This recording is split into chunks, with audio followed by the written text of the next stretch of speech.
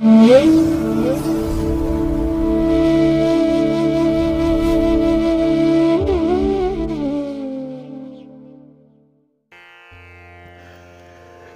ಮಹಾಗಣಪತಿಯೇ ನಮಃ. ಶ್ರೀ ಗುರುಭ್ಯೋ ನಮಃ. ಹರಿ ಓಂ. ಸಿರಿಗನ್ನಡ ಸುದ್ದಿವಾಹಿನಿಯ ಸದಭಿಮಾನದ ಸಹೃದಯ ವೀಕ್ಷಕ ಮಹಾಶಯರೇ, ತಮಗೆಲ್ಲರಿಗೂ ಕೂಡ ಸಿರಿಗನ್ನಡ ಸುದ್ದಿವಾಹಿನಿಗೆ ಸ್ವಾಗತ. ದಯಾಮಯನಾದಂಥ ಭಗವಂತನ ಅನುಗ್ರಹ ತಮ್ಮೆಲ್ಲರಿಗೆ ಪ್ರಾಪ್ತಿಯಾಗಲಿ, ತಮ್ಮೆಲ್ಲರ ಜೀವನ ಆರೋಗ್ಯದಾಯಕವಾಗಿರಲಿ, ಸಂತೃಪ್ತಿದಾಯಕವಾಗಿರಲಿ ಎಂದು ಭಗವಂತನಲ್ಲಿ ಪ್ರಾರ್ಥನೆಯನ್ನು ಮಾಡ್ತಾ ಈ ದಿನದ ವಿಶೇಷ ಕಾರ್ಯಕ್ರಮವನ್ನು ನೋಡೋಣ.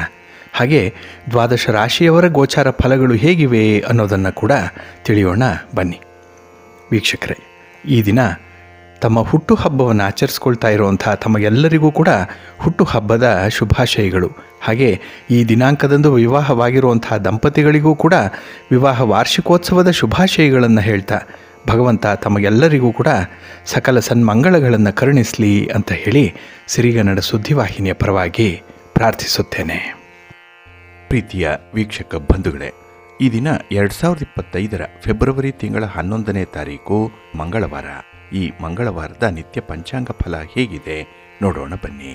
ಶ್ರೀ ಕ್ರೋಧಿ ನಾಮ ಸಂವತ್ಸರೆ, ಉತ್ತರಾಯಣೆ, ಶಿಶಿರ ಋತು, ಮಾಘ ಮಾಸ, ಶುಕ್ಲ ಪಕ್ಷದ ಚತುರ್ದಶಿಯ ತಿಥಿ ಈ ದಿನ ಇದೆ. ಇದು ಈ ದಿನ ಸಂಜೆ 6:44 ಇರಲಿದೆ. ನಂತರ ಹುಣ್ಣಿಮೆ ಆರಂಭ ಆಗುತ್ತೆ. ಈ ದಿನದ ನಕ್ಷತ್ರ ಪುಷ್ಯ ನಕ್ಷತ್ರ. ಇದು ಈ ದಿನ ಸಂಜೆ 6:41 ಇರಲಿದೆ. ನಂತರ ಆಶ್ಲೇಷ ನಕ್ಷತ್ರ ಆರಂಭ ಆಗುತ್ತೆ. ಈ ದಿನದ ಕರ್ಣ ಪೂರ್ವಕರ್ಣ ವಣಿಜ. ಇದು ಈ ದಿನ ಸಂಜೆ 6:58 ಇರಲಿದೆ. ನಂತರ ಉತ್ತರ ಕರ್ಣ ತೈತಿಲ ಆರಂಭ ಆಗುತ್ತೆ. ಈ ದಿನದ ಯೋಗ ಆಯುಷ್ಮಾನ್ ಯೋಗ. ಇದು ಈ ದಿನ ಬೆಳಿಗ್ಗೆ 9:05 ಇರಲಿದೆ. ನಂತರ ಸೌಭಾಗ್ಯ ಯೋಗ ಆರಂಭ ಆಗುತ್ತೆ. ಈ ದಿನ ದಿಕ್ಷೂಲೆ ಇರುವಂಥದ್ದು ಉತ್ತರ ದಿಕ್ಕಿಗೆ. ಇನ್ನು ಈ ದಿನ ಸೂರ್ಯ ಇರುವಂಥ ರಾಶಿ ಮಕರ, ಚಂದ್ರ ಇರುವಂಥ ರಾಶಿ ಕರ್ಕಾಟಕ. ಹಾಗೆ ಈ ದಿನ ರಾಹುಕಾಲ ಇರುವಂಥ ಸಮಯ ಈ ದಿನ ಅಪರಾಹ್ನ 3:34 ಸಂಜೆ 5:02 ಇನ್ನು ಗುಳಿಕ ಕಾಲ ಈ ದಿನ ಮಧ್ಯಾಹ್ನ 12:38 ಮಧ್ಯಾಹ್ನ 2:06 ಹಾಗೆ ಯಮಗಂಡ ಕಾಲ ಈ ದಿನ ಬೆಳಿಗ್ಗೆ 9:42 ಬೆಳಿಗ್ಗೆ 11:10 ಇರಲಿದೆ. ಹಾಗೆ ಈ ದಿನ ದುಷ್ಟ ಮುಹೂರ್ತ ಇರುವಂಥ ಸಮಯ ಈ ದಿನ ಬೆಳಿಗ್ಗೆ 9:16 ಬೆಳಿಗ್ಗೆ 10:01 ದುಷ್ಟ ಮುಹೂರ್ತದ ಸಮಯ.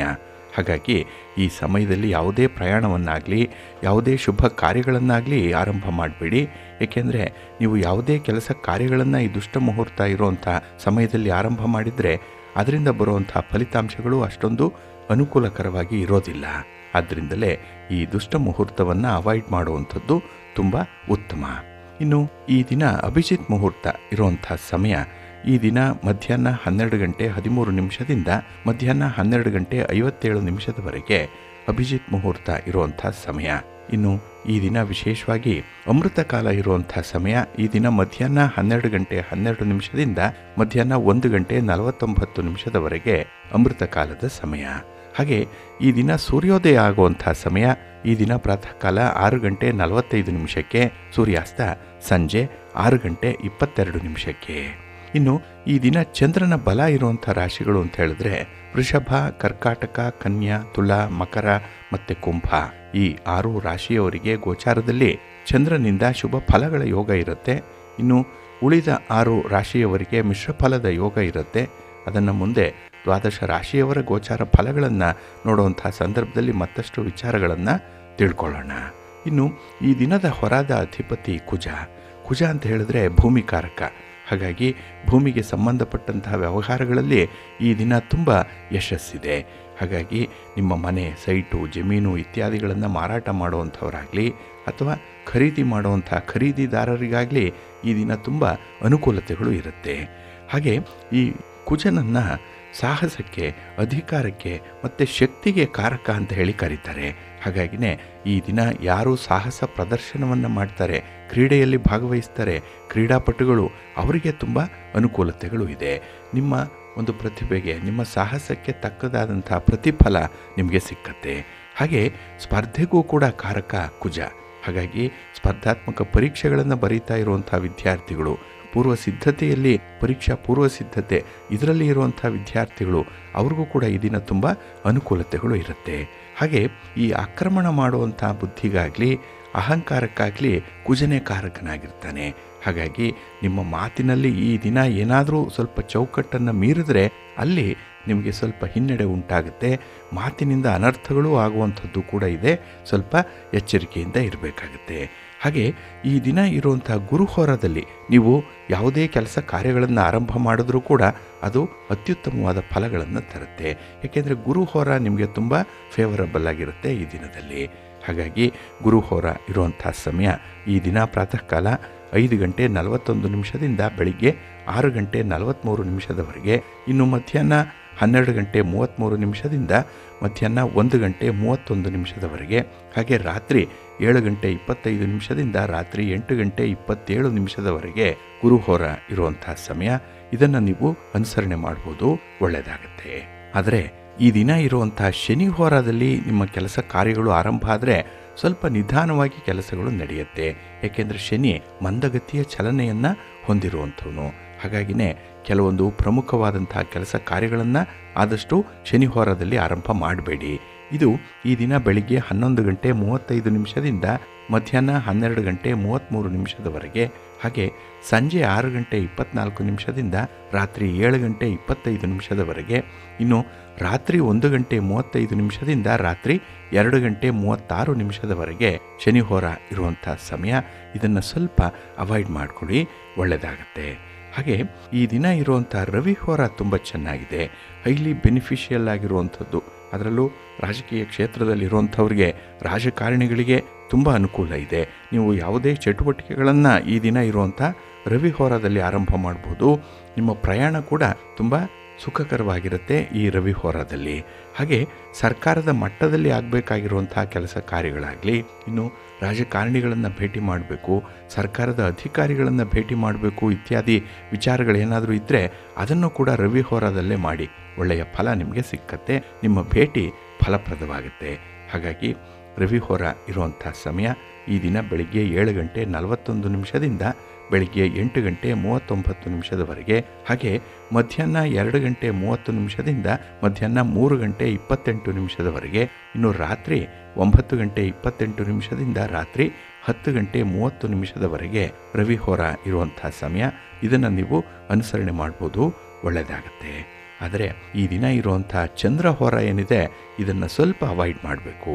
ಅದರಲ್ಲೂ ಈ ದ್ರವ ಪದಾರ್ಥಗಳಾದಂತಹ ಹಾಲು, ನೀರು, ಎಣ್ಣೆ, ಪೆಟ್ರೋಲ್, ಕೆಮಿಕಲ್ಸ್ ಇತ್ಯಾದಿಗಳನ್ನು ಮಾರಾಟ ಮಾಡುವಂಥವರು ಅಥವಾ ಖರೀದಿ ಮಾಡುವಂಥವರು ಆದಷ್ಟು ಈ ಚಂದ್ರ ಹೋರಾದಲ್ಲಿ ನಿಮ್ಮ ವ್ಯವಹಾರಗಳನ್ನು ಮಾಡಬೇಡಿ, ಆದಷ್ಟು ತಟಸ್ಥವಾಗಿ ಇದ್ದುಬಿಡಿ. ಏಕೆಂದರೆ ವ್ಯವಹಾರದಿಂದ ಅಷ್ಟೊಂದು ಅನುಕೂಲತೆಗಳು ಇರಲ್ಲ, ಏನೋ ಒಂದು ಮನಸ್ತಾಪ, ಭಿನ್ನಾಭಿಪ್ರಾಯಗಳು ಬರುವಂಥ ಸಾಧ್ಯತೆಗಳಿರುತ್ತೆ ಈ ಚಂದ್ರ ಹೋರಾದಲ್ಲಿ ನಿಮ್ಮ ಕೆಲಸಗಳನ್ನು ಆರಂಭ ಮಾಡಿದ್ರೆ. ಹಾಗಾಗಿ ಚಂದ್ರಹೋರ ಇರುವಂಥ ಸಮಯ ಈ ದಿನ ಬೆಳಿಗ್ಗೆ 10 ಗಂಟೆ 36 ನಿಮಿಷದಿಂದ ಬೆಳಿಗ್ಗೆ 11 ಗಂಟೆ 35 ನಿಮಿಷದವರೆಗೆ, ಹಾಗೆ ಸಂಜೆ 5 ಗಂಟೆ 25 ನಿಮಿಷದಿಂದ ಸಂಜೆ 6 ಗಂಟೆ 24 ನಿಮಿಷದವರೆಗೆ, ಇನ್ನು ರಾತ್ರಿ 12 ಗಂಟೆ 33 ನಿಮಿಷದಿಂದ ರಾತ್ರಿ 1 ಗಂಟೆ 35 ನಿಮಿಷದವರೆಗೆ ಚಂದ್ರಹೋರ ಇರುವಂಥ ಸಮಯ. ಇದನ್ನು ಸ್ವಲ್ಪ ಅವಾಯ್ಡ್ ಮಾಡ್ಕೊಳ್ಳಿ, ಒಳ್ಳೆಯದಾಗತ್ತೆ. ಹಾಗಾಗಿ ಬಂಧುಗಳೇ, ನಿಮ್ಮ ಕೆಲಸ ಕಾರ್ಯಗಳನ್ನು, ನಿಮ್ಮ ಚಟುವಟಿಕೆಗಳನ್ನು, ನಿಮ್ಮ ಪ್ರಯಾಣವನ್ನು ಆದಷ್ಟು ಶುಭ ಮುಹೂರ್ತದಲ್ಲಿ ಆರಂಭ ಮಾಡಿ. ಒಳ್ಳೆಯ ಸಮಯ ಯಾವುದಿದೆ ಅನ್ನೋಂಥದ್ದನ್ನು ತಿಳ್ಕೊಳ್ಳಿ. ಪಂಚಾಂಗ ಶ್ರವಣ ಮಾಡಿ ಪಂಚ ಅಂಗಗಳಾದಂತಹ ಆಯಾ ದಿನದ ತಿಥಿ, ವಾರ, ನಕ್ಷತ್ರ, ಯೋಗ, ಕರ್ಣ ಇವುಗಳ ಬಗ್ಗೆ ಮಾಹಿತಿಯನ್ನು ತಿಳ್ಕೊಳ್ಳಿ. ಯಾವ ಹೊರ ಸೂಕ್ತವಾಗಿದೆ ಅನ್ನುವಂಥ ವಿಚಾರವನ್ನು ತಿಳ್ಕೊಳ್ಳಿ. ಅದಕ್ಕಾಗಿಯೇ ಸಿರಿಗನ್ನಡ ಸುದ್ದಿವಾಹಿನಿ ಪ್ರತಿನಿತ್ಯ ಪ್ರಸಾರ ಮಾಡುವಂಥ ಈ ಪಂಚಾಂಗದ ವಿವರಗಳನ್ನು ಕೇಳಿಸ್ಕೊಳ್ಳಿ. ಇದರಲ್ಲಿ ನಿಮಗೆ ಬೇಕಾದಂತಹ ಮಾಹಿತಿಗಳು ಸಿಕ್ಕತ್ತೆ. ಅದನ್ನು ಅನುಸರಣೆ ಮಾಡ್ತಾ ಇದ್ದರೆ ಖಂಡಿತ ನಿಮ್ಮ ಪ್ರಯತ್ನ ಯಶಸ್ವಿಯಾಗುತ್ತೆ. ನೀವು ಅಂದುಕೊಂಡಂತಹ ಫಲಿತಾಂಶವನ್ನು ಪಡ್ಕೊಳ್ಬೇಕು ಅಂತ ಹೇಳಿದ್ರೆ ನೀವು ಪ್ರತಿನಿತ್ಯ ಈ ಪಂಚಾಂಗ ಶ್ರವಣವನ್ನು ಮಾಡಬೇಕು, ಈ ಪಂಚಾಂಗವನ್ನು ಅನುಸರಣೆ ಮಾಡಬೇಕು. ಇದರಿಂದ ಅತ್ಯುತ್ತಮ ಫಲಗಳು ಸಿಕ್ಕತ್ತೆ, ನಿಮಗೆ ಒಳ್ಳೆಯದಾಗತ್ತೆ.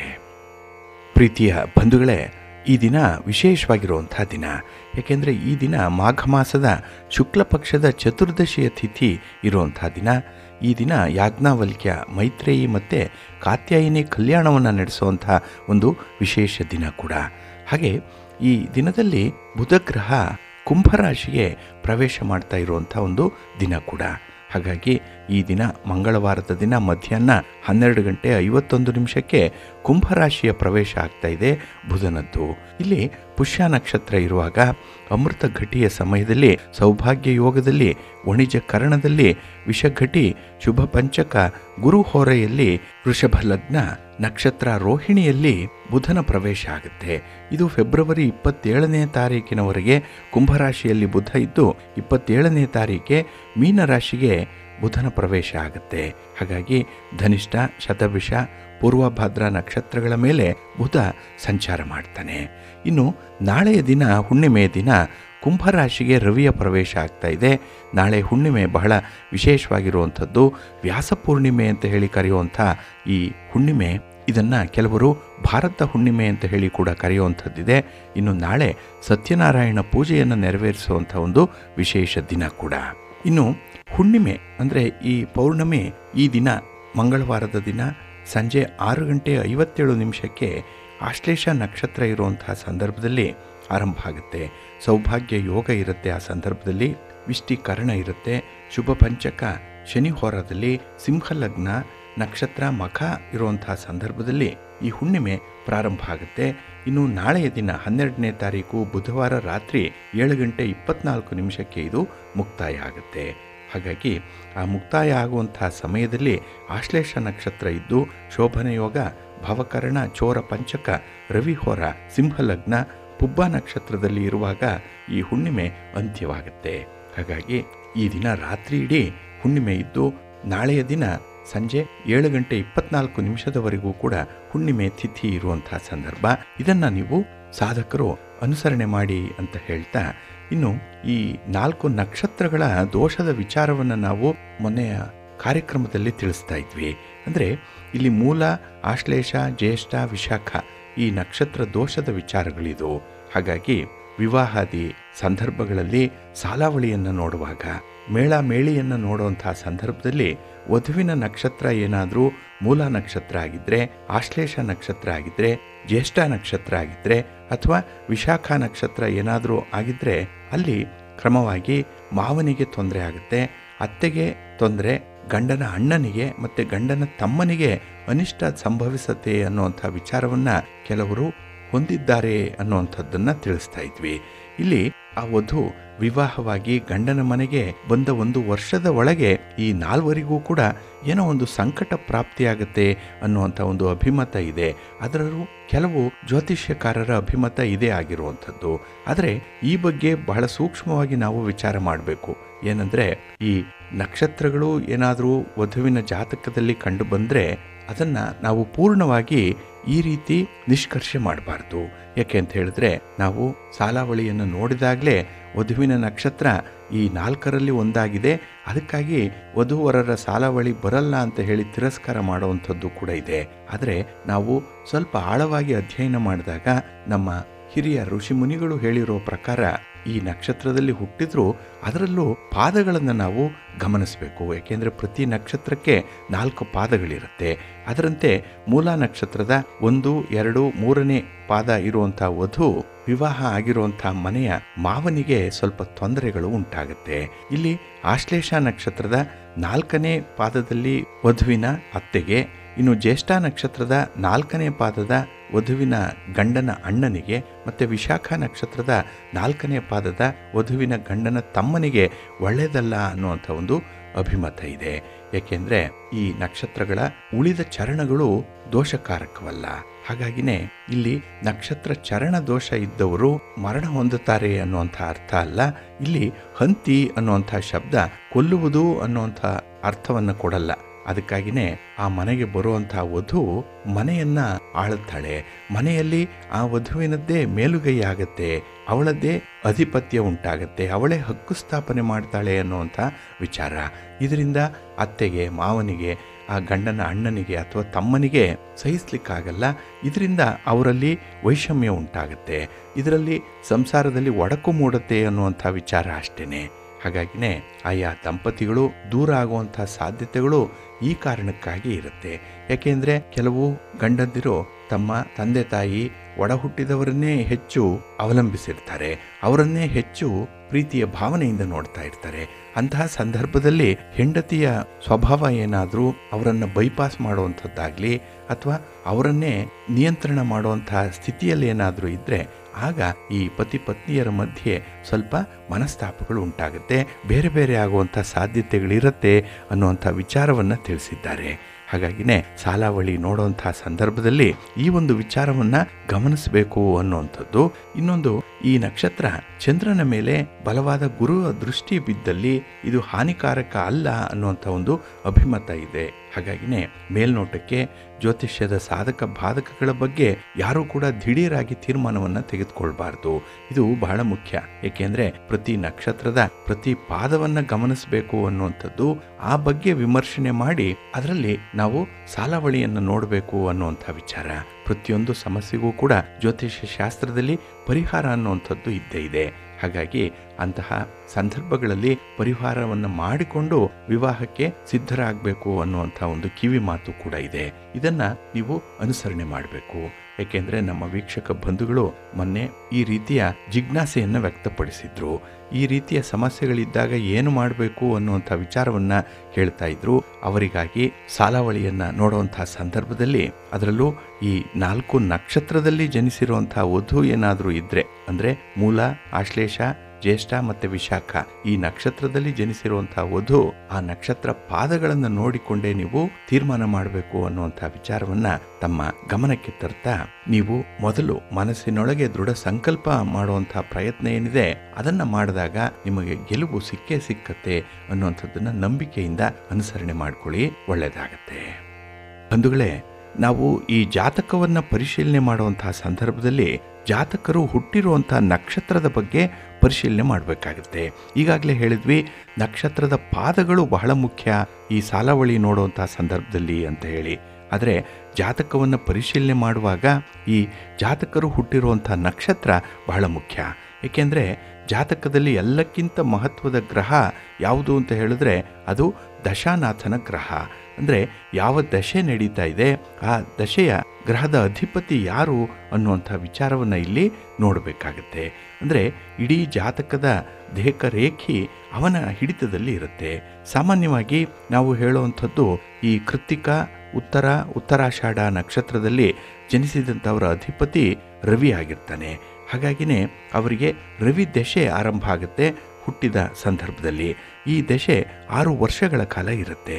ಇನ್ನು ರೋಹಿಣಿ, ಹಸ್ತ ಮತ್ತು ಶ್ರವಣ ನಕ್ಷತ್ರದಲ್ಲಿ ಹುಟ್ಟಿದಂಥವರಿಗೆ ಈ ನಕ್ಷತ್ರಗಳ ಅಧಿಪತಿ ಚಂದ್ರ ಆಗಿರ್ತಾನೆ. ಹಾಗಾಗಿ ಚಂದ್ರ ದಶೆ 10 ವರ್ಷಗಳ ಕಾಲ ಇರುತ್ತೆ. ಇನ್ನು ಮೃಗಶಿರ, ಚಿತ್ತ ಮತ್ತು ಧನಿಷ್ಠ ಈ ನಕ್ಷತ್ರಗಳ ಅಧಿಪತಿ ಕುಜ ಆಗಿರ್ತಾನೆ. ಹಾಗಾಗಿ ಕುಜ ದಶೆ ಇವರಿಗೆ ಹುಟ್ಟಿದಾರಭ್ಯ 7 ವರ್ಷಗಳಿರುತ್ತೆ. ಇನ್ನು ಆರಿದ್ರ, ಸ್ವಾತಿ ಮತ್ತು ಶತಭಿಷ ಈ ನಕ್ಷತ್ರಗಳ ಅಧಿಪತಿ ರಾಹು. ಹಾಗಾಗಿ ರಾಹು ದಶೆ 18 ವರ್ಷಗಳಿರುತ್ತೆ. ಇನ್ನು ಪುನರ್ವಸು, ವಿಶಾಖ ಮತ್ತು ಪೂರ್ವಭದ್ರ ಈ ನಕ್ಷತ್ರಗಳ ಅಧಿಪತಿ ಗುರು. ಹಾಗಾಗಿ ಗುರು ದಶೆ 16 ವರ್ಷಗಳು ಇರುತ್ತೆ. ಇನ್ನು ಪುಷ್ಯ, ಅನುರಾಧ ಮತ್ತು ಉತ್ತರಾಭಾದ್ರ ಈ ನಕ್ಷತ್ರಗಳ ಅಧಿಪತಿ ಶನಿ. ಹಾಗಾಗಿ ಈ ಶನಿ ದಶೆ 19 ವರ್ಷಗಳ ಕಾಲ ಇರುತ್ತೆ. ಇನ್ನು ಆಶ್ಲೇಷ, ಜ್ಯೇಷ್ಠ ಮತ್ತು ರೇವತಿ ಈ ನಕ್ಷತ್ರಗಳ ಅಧಿಪತಿ ಬುಧ. ಹಾಗಾಗಿ ಈ ಬುಧ ದಶೆ 17 ವರ್ಷಗಳ ಕಾಲ ಇರುತ್ತೆ. ಇನ್ನು ಮಖ, ಮೂಲ ಮತ್ತು ಅಶ್ವಿನಿ ಈ ನಕ್ಷತ್ರಗಳ ಅಧಿಪತಿ ಕೇತು. ಈ ಕೇತು ದಶೆ 7 ವರ್ಷಗಳಿರುತ್ತೆ. ಹಾಗೆ ಪುಬ್ಬ, ಪೂರ್ವಾಷಾಢ ಮತ್ತು ಭರಣಿ ಈ ನಕ್ಷತ್ರಗಳ ಅಧಿಪತಿ ಶುಕ್ರ. ಇಲ್ಲಿ ಶುಕ್ರ 20 ವರ್ಷಗಳ ಕಾಲ ಈ ನಕ್ಷತ್ರಗಳನ್ನು ಆಳ್ತಾನೆ. ಹಾಗಾಗಿ ಈ ಶುಕ್ರ ದಶೆ ಇರುವಂಥದ್ದು 20 ವರ್ಷಗಳು. ಹಾಗಾಗಿ ಒಬ್ಬ ಮನುಷ್ಯನ ಸರಾಸರಿ ಆಯಸ್ಸು ಹಿಂದೆ 120 ವರ್ಷಗಳಿತ್ತು. ಹಾಗಾಗಿ ಈ 120 ವರ್ಷಗಳಿಗೂ ಕೂಡ ಈ ನವಗ್ರಹಗಳ ಅಧಿಪತ್ಯವನ್ನು ಕೊಟ್ಟಿದ್ದಾರೆ. ಇದು ಬಹಳ ಮುಖ್ಯ. ಇಲ್ಲಿ ಮತ್ತೊಂದು ವಿಚಾರವನ್ನು ಗಮನಿಸಬೇಕಾಗಿರುವಂಥದ್ದು, ಈ 3 ದಶೆಗಳು ಮುಗಿದು ಮುಂದಿನ ದಶೆ ಆರಂಭ ಆಗುವಂತಹ ಸಂದರ್ಭದಲ್ಲಿ ಇಲ್ಲಿ ಸಂಧಿ ಶಾಂತಿಯನ್ನು ಮಾಡಿಸ್ಕೊಳ್ಬೇಕು. ಏಕೆ ಅಂತ ಹೇಳಿದ್ರೆ ಜೀವನದಲ್ಲಿ ಅಭಿವೃದ್ಧಿಯನ್ನು, ಶಾಂತಿ, ನೆಮ್ಮದಿ, ಆರೋಗ್ಯವನ್ನು ಕಾಪಾಡಿಕೊಳ್ಬೇಕು ಅಂತ ಹೇಳಿದ್ರೆ ಈ ಸಂಧಿ ಶಾಂತಿ ಎನ್ನುವಂಥದ್ದು ಬಹಳ ಮುಖ್ಯ. ಅದರಲ್ಲೂ ಈ ಕುಜ ದಶೆ ಕಳೆದು ರಾಹು ದಶೆ ಯಾರಿಗೆ ಆರಂಭ ಆಗುತ್ತೆ ಅವರು ಕುಜ ರಾಹು ಸಂಧಿ ಶಾಂತಿಯನ್ನು ಮಾಡಿಸ್ಕೊಳ್ಬೇಕು. ಇನ್ನು ರಾಹು ದಶೆ ಕಳೆದು ಗುರು ದಶೆ ಆರಂಭ ಆಗುತ್ತಲ್ಲ, ಆ ಸಂದರ್ಭದಲ್ಲಿ ರಾಹು ಬೃಹಸ್ಪತಿ ಸಂಧಿ ಶಾಂತಿಯನ್ನು ಮಾಡಿಸ್ಕೊಳ್ಬೇಕು. ಇನ್ನು ಯಾರ ಜಾತಕದಲ್ಲಿ ಶುಕ್ರ ದಶೆ ಕಳೀತಾ ರವಿ ದಶೆ ಆರಂಭ ಆಗುತ್ತೆ, ಆ ಸಂದರ್ಭದಲ್ಲಿ ಶುಕ್ರಾದಿತ್ಯ ಸಂಧಿ ಶಾಂತಿಯನ್ನು ಮಾಡಿಸ್ಕೊಳ್ಬೇಕು. ಇದನ್ನು ಕಡ್ಡಾಯವಾಗಿ ಮಾಡಿಸ್ಬೇಕು ಅನ್ನುವಂಥ ಒಂದು ವಿಚಾರ ಇದೆ. ಹಾಗಾಗಿ ಯಾರಿಗೆ ಜ್ಯೋತಿಷ್ಯ ಶಾಸ್ತ್ರದಲ್ಲಿ ನಂಬಿಕೆ ಇದೆ ಅಂಥವರು ಈ ಮಹಾದಶೆಗಳ ಈ ಸಂಧಿ ಕಾಲದಲ್ಲಿ ಸಂಧಿ ಶಾಂತಿಯನ್ನು ಮಾಡಿಸಬೇಕು ಅನ್ನುವಂಥದ್ದು ಇದೆ. ಇಲ್ಲಿ ನಾವು ದಶೆ ಮತ್ತು ಅಂತರ್ದಶೆ ಅಂದರೆ ದಶ ಮತ್ತು ಭುಕ್ತಿಯನ್ನು ಹೇಳುವಂತಹ ಸಂದರ್ಭದಲ್ಲಿ ಕೂಡ ಆ ಜಾತಕರ ಮೇಲೆ ಯಾವ ರೀತಿಯ ಪರಿಣಾಮ ಬೀರುತ್ತೆ, ಅವರ ಮುಂದಿನ ಜೀವನ ಕ್ರಮ ಹೇಗಿರುತ್ತೆ, ಅವರ ಜೀವನ ಹೇಗೆ, ಸಾಂಸಾರಿಕ ಬದುಕು ಹೇಗೆ, ಸಂತಾನದ ಬಗ್ಗೆ, ಉದ್ಯೋಗದ ಬಗ್ಗೆ, ಹಣಕಾಸಿನ ವಿಚಾರದ ಬಗ್ಗೆ, ಎಲ್ಲಕ್ಕಿಂತ ಮುಖ್ಯವಾಗಿ ಆರೋಗ್ಯದ ಬಗ್ಗೆ, ಹಾಗೆ ಸಹ ಸಂಬಂಧಗಳ ಬಗ್ಗೆ ಯಾವ ರೀತಿಯ ಜೀವನ ಇರುತ್ತೆ ಅನ್ನುವಂಥದ್ದನ್ನು ಈ ದಶೆ ಮತ್ತು ಭುಕ್ತಿಯಲ್ಲಿ ನಾವು ತಿಳ್ಕೊಂಡು ಹೇಳಲಿಕ್ಕೆ ಸಾಧ್ಯ ಇದೆ.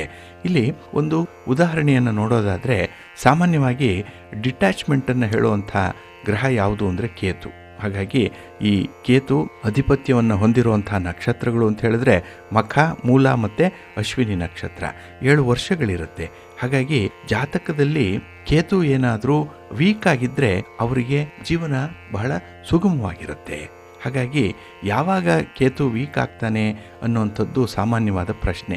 ಆದರೆ ಕೇತು ಯಾವತ್ತೂ ಕೂಡ ವೀಕ್ ಆಗದೆ ತಾನು ಯಾರ ಜೊತೆಯಲ್ಲಿ ಕೂಡ್ತಾನೋ ಅವರನ್ನು, ಹಾಗೆ ಯಾರ ಮನೆಯಲ್ಲಿ ಇರ್ತಾನೋ ಆ ಮನೆಯ ಅಧಿಪತಿಯನ್ನೇ ವೀಕ್ ಮಾಡುವಷ್ಟು ಶಕ್ತಿ ಕೇತುವಿಗಿದೆ. ಹಾಗಾಗಿ ಈ ಜನ್ಮ ಸಮಯದಲ್ಲಿ ಈ ನಕ್ಷತ್ರದಲ್ಲಿ ಹುಟ್ಟಿರುವಂಥವರು ಕೇತು ಯಾವ ಮನೆಯಲ್ಲಿದ್ದಾನೆ, ಅದರಿಂದ ಬರುವಂಥ ಫಲಾಫಲಗಳೇನು ಅನ್ನೋಂಥದ್ದನ್ನು ಕೂಡ ನೋಡಬೇಕಾಗತ್ತೆ. ಇಲ್ಲಿ ಬರ್ತ್ ಡಿಫೆಕ್ಟ್ ಅನ್ನುವಂಥದ್ದನ್ನು ಕೇತು ಕೊಡ್ತಾನೆ. ಹಾಗೆ ಜಾತಕರಿಗೆ ಯಾವ ಕೇತು ದಶೆ ಮುಗಿಯುತ್ತೋ ಆಗ ಅವರ ಜಾತಕದಲ್ಲಿ ಕೇತು ಹೆಚ್ಚು ಕಡಿಮೆ ನಿಷ್ಕ್ರಿಯನಾಗಿರ್ತಾನೆ ಅಥವಾ ವೀಕ್ ಆಗಿರ್ತಾನೆ. ಅಂದರೆ ಕೇತು ದಶೆ ಮುಗಿದ ಮೇಲೆ ಕೇತು ಅನಗತ್ಯ ಶಕ್ತಿ ಉಂಟಾಗುವಂಥದ್ದು. ಇಲ್ಲಿ ಕೇತು ದಶೆ ಆದಮೇಲೆ ಶುಕ್ರ ದಶೆ ಬರುವಂಥದ್ದು. ಹಾಗಾಗಿನೇ ಸಾಮಾನ್ಯವಾಗಿ ಹೇಳೋದು ಶುಕ್ರ ದಶೆ ಬಂದಿದೆ, ಶುಕ್ರನ ಅನುಗ್ರಹ ಇದೆ, ಅದಕ್ಕಾಗಿಯೇ ಜೀವನದಲ್ಲಿ ಒಂದು ರೀತಿಯ ಪ್ರಗತಿಯನ್ನು, ಸುಖ, ಸಂತೋಷ, ಸೌಖ್ಯ, ಹಾಗೆ ಆಡಂಬರದ ಜೀವನವನ್ನು ನಡೆಸಲಿಕ್ಕೆ ಈ ಶುಕ್ರ ದಶೆ ಆರಂಭ ಆಗುತ್ತೆ ಅನ್ನುವಂಥ ವಿಚಾರವನ್ನು ಕೇಳಿದ್ದೀರಿ.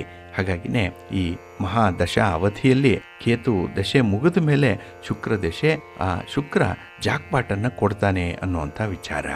ಇಲ್ಲಿ ಶುಕ್ರ, ರವಿ ಮತ್ತು ಚಂದ್ರ ಇವರ ದಶಾ ಅವಧಿಯಲ್ಲಿ ಕೇತು ಅಂತರ್ದಶೆ ಇರುವಂಥ ಸಂದರ್ಭದಲ್ಲಿ ಅದು ಅಷ್ಟೊಂದು ತೊಂದರೆಯನ್ನು ಕೊಡಲ್ಲ. ಯಾಕೆಂದರೆ ಕೇತು ಅಲ್ಲಿ ವೀಕ್ ಆಗಿಬಿಟ್ಟಿರ್ತಾನೆ. ಹಾಗಾಗಿ ಎಲ್ಲಕ್ಕಿಂತ ಮುಖ್ಯವಾಗಿ ಯಾರು ಕೇತು ದಶೆಯಲ್ಲಿ ಹುಟ್ಟಿರ್ತಾರೋ ಅಂದರೆ ಅಶ್ವಿನಿ, ಮಖ, ಮೂಲ ನಕ್ಷತ್ರದಲ್ಲಿ ಜನಿಸಿರ್ತಾರೋ ಅವರಿಗೆ ಕೇತು ಯಾವಾಗಲೂ ಕೂಡ ಮೊಗ್ಗಲು ಮುಳ್ಳು ಇದ್ದಂತೆ, ಏನೋ ಒಂದು ತೊಂದರೆ ಅನ್ನುವಂಥದ್ದು ಕೇತುವಿನಿಂದ ಇದ್ದೇ ಇರುತ್ತೆ. ಹಾಗೆ ಇವರಿಗೆ ಕೇತು ಯಾವಾಗಲೂ ಕೂಡ ವೀಕ್ ಆಗಲ್ಲ, ತುಂಬ ಸ್ಟ್ರಾಂಗ್ ಆಗೇ ಇರೋದ್ರಿಂದ ಕೇತುವಿನ ಫಲಗಳು ಬಹಳ ವಿಶೇಷವಾಗಿ ಇವರನ್ನು ಬಾಧಿಸ್ತಾ ಇರುತ್ತೆ. ಹಾಗಾಗಿ ಈ ಎಲ್ಲ ದಶೆಗಳ ಅಂತರ್ದಶದಲ್ಲಿ ಕೇತು ಬಂದಾಗ ತೊಂದರೆ ಸಾಮಾನ್ಯವಾಗಿ ಇವರಿಗೆ ಇದ್ದೇ ಇರುತ್ತೆ.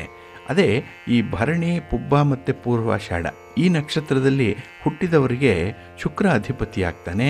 ಹಾಗಾಗಿ ಅವರಿಗೆ ಆರಂಭದಿಂದಲೇ ಶುಕ್ರ ದಶೆ ಇರುತ್ತೆ. ಹೀಗಾಗಿ 100 ವರ್ಷಕ್ಕಿಂತ ಹೆಚ್ಚು ಬದುಕಿದರೆ ಕೇತು ದಶೆ ಮಾತ್ರ ಇವರಿಗೆ ಬರುತ್ತೆ, ಇಲ್ಲಾಂದರೆ ಬರಲ್ಲ. ಅದರಿಂದ ಇವರು ತಪ್ಪಿಸ್ಕೊಂಡ್ಬಿಡ್ತಾರೆ. ಹಾಗಾಗಿನೇ ಈ ಕೇತುವಿನಿಂದ ಬಚಾವಾಗುವಂಥವರು ಈ ಭರಣಿ, ಪುಬ್ಬ ಮತ್ತು ಪೂರ್ವಾಷಾಢ ನಕ್ಷತ್ರದಲ್ಲಿ ಜನಿಸಿರುವಂಥವ್ರು. ಹೀಗಾಗಿ ಇವರನ್ನು ಅದೃಷ್ಟವಂತರು ಅಂತ ಹೇಳಿ ಕರಿಬಹುದು. ಇನ್ನು ಆಶ್ಲೇಷ, ಜ್ಯೇಷ್ಠ ಮತ್ತು ರೇವತಿ ನಕ್ಷತ್ರದಲ್ಲಿ ಜನಿಸಿದಂಥವರು ಇವರಿಗೆ 15-20 ವರ್ಷ ಆಗುವುದರ ಒಳಗೆ ಕೇತು ದಶೆ ಮುಗಿದೋಗಿರುತ್ತೆ.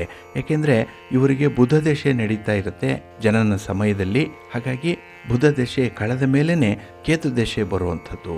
ಹಾಗಾಗಿ ಇವರಿಗೆ 15-20 ವರ್ಷ ಆಗುವುದರ ಒಳಗಾಗಿನೇ ಕೇತು ದಶೆ ಮುಗಿದೋಗಿರುತ್ತೆ. ಹೀಗಾಗಿ ಕೇತು ವೀಕ್ ಆಗಿ ಇವರಿಗೆ ಕೇಡು ಬಗಿಲಿಕ್ಕೆ ಸಾಧ್ಯ ಆಗಲ್ಲ.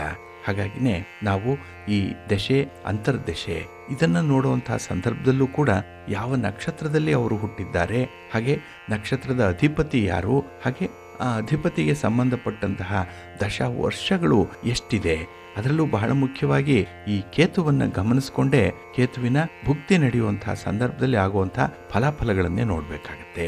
ಇವೆಲ್ಲವೂ ಕೂಡ ಜ್ಯೋತಿಷ್ಯ ಶಾಸ್ತ್ರದಲ್ಲಿ ನಾವು ಒಂದು ಕುಂಡಲಿಯನ್ನ ಗಮನಿಸುವಂತಹ ಸಂದರ್ಭದಲ್ಲಿ ಇವುಗಳನ್ನು ಕೂಡ ಗಮನಿಸಬೇಕು ಅನ್ನುವಂಥ ವಿಚಾರ ಇದೆ.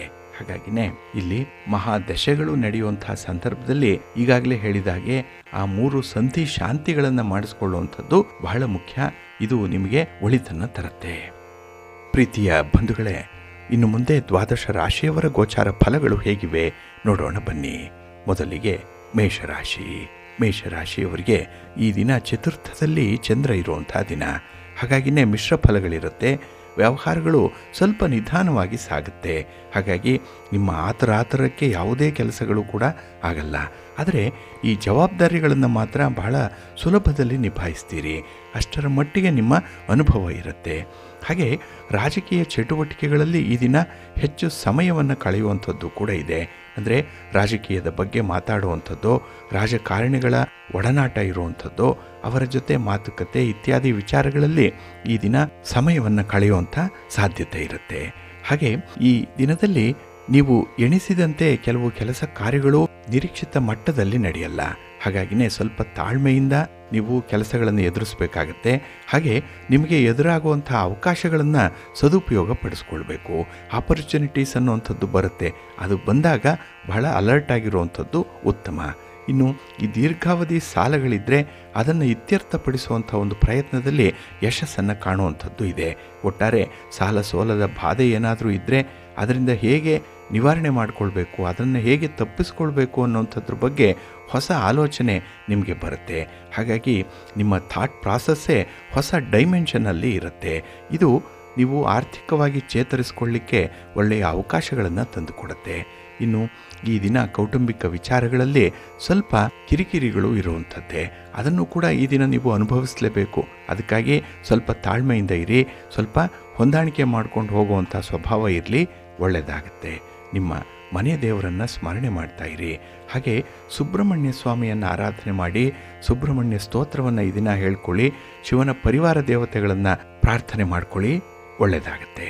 ನಿಮ್ಮ ಅದೃಷ್ಟದ ಬಣ್ಣ ಕೆಂಪು, ಅದೃಷ್ಟದ ದಿಕ್ಕು ಪೂರ್ವ ದಿಕ್ಕು, ಅದೃಷ್ಟ ಸಂಖ್ಯೆ 3. ವೃಷಭರಾಶಿ. ವೃಷಭರಾಶಿಯವರಿಗೆ ಈ ದಿನ ತೃತೀಯದಲ್ಲಿ ಚಂದ್ರ ಇರುವಂಥ ದಿನ. ಹಾಗಾಗಿನೇ ಕೆಲವು ವ್ಯಾಪಾರ ವ್ಯವಹಾರಗಳು ನಿಮ್ಮ ನಿರೀಕ್ಷೆಯಂತೆ ನಡೆಯುತ್ತೆ. ಎಲ್ಲೂ ಕೂಡ ತೊಂದರೆ ತಾಪತ್ರಯಗಳಿಲ್ಲ.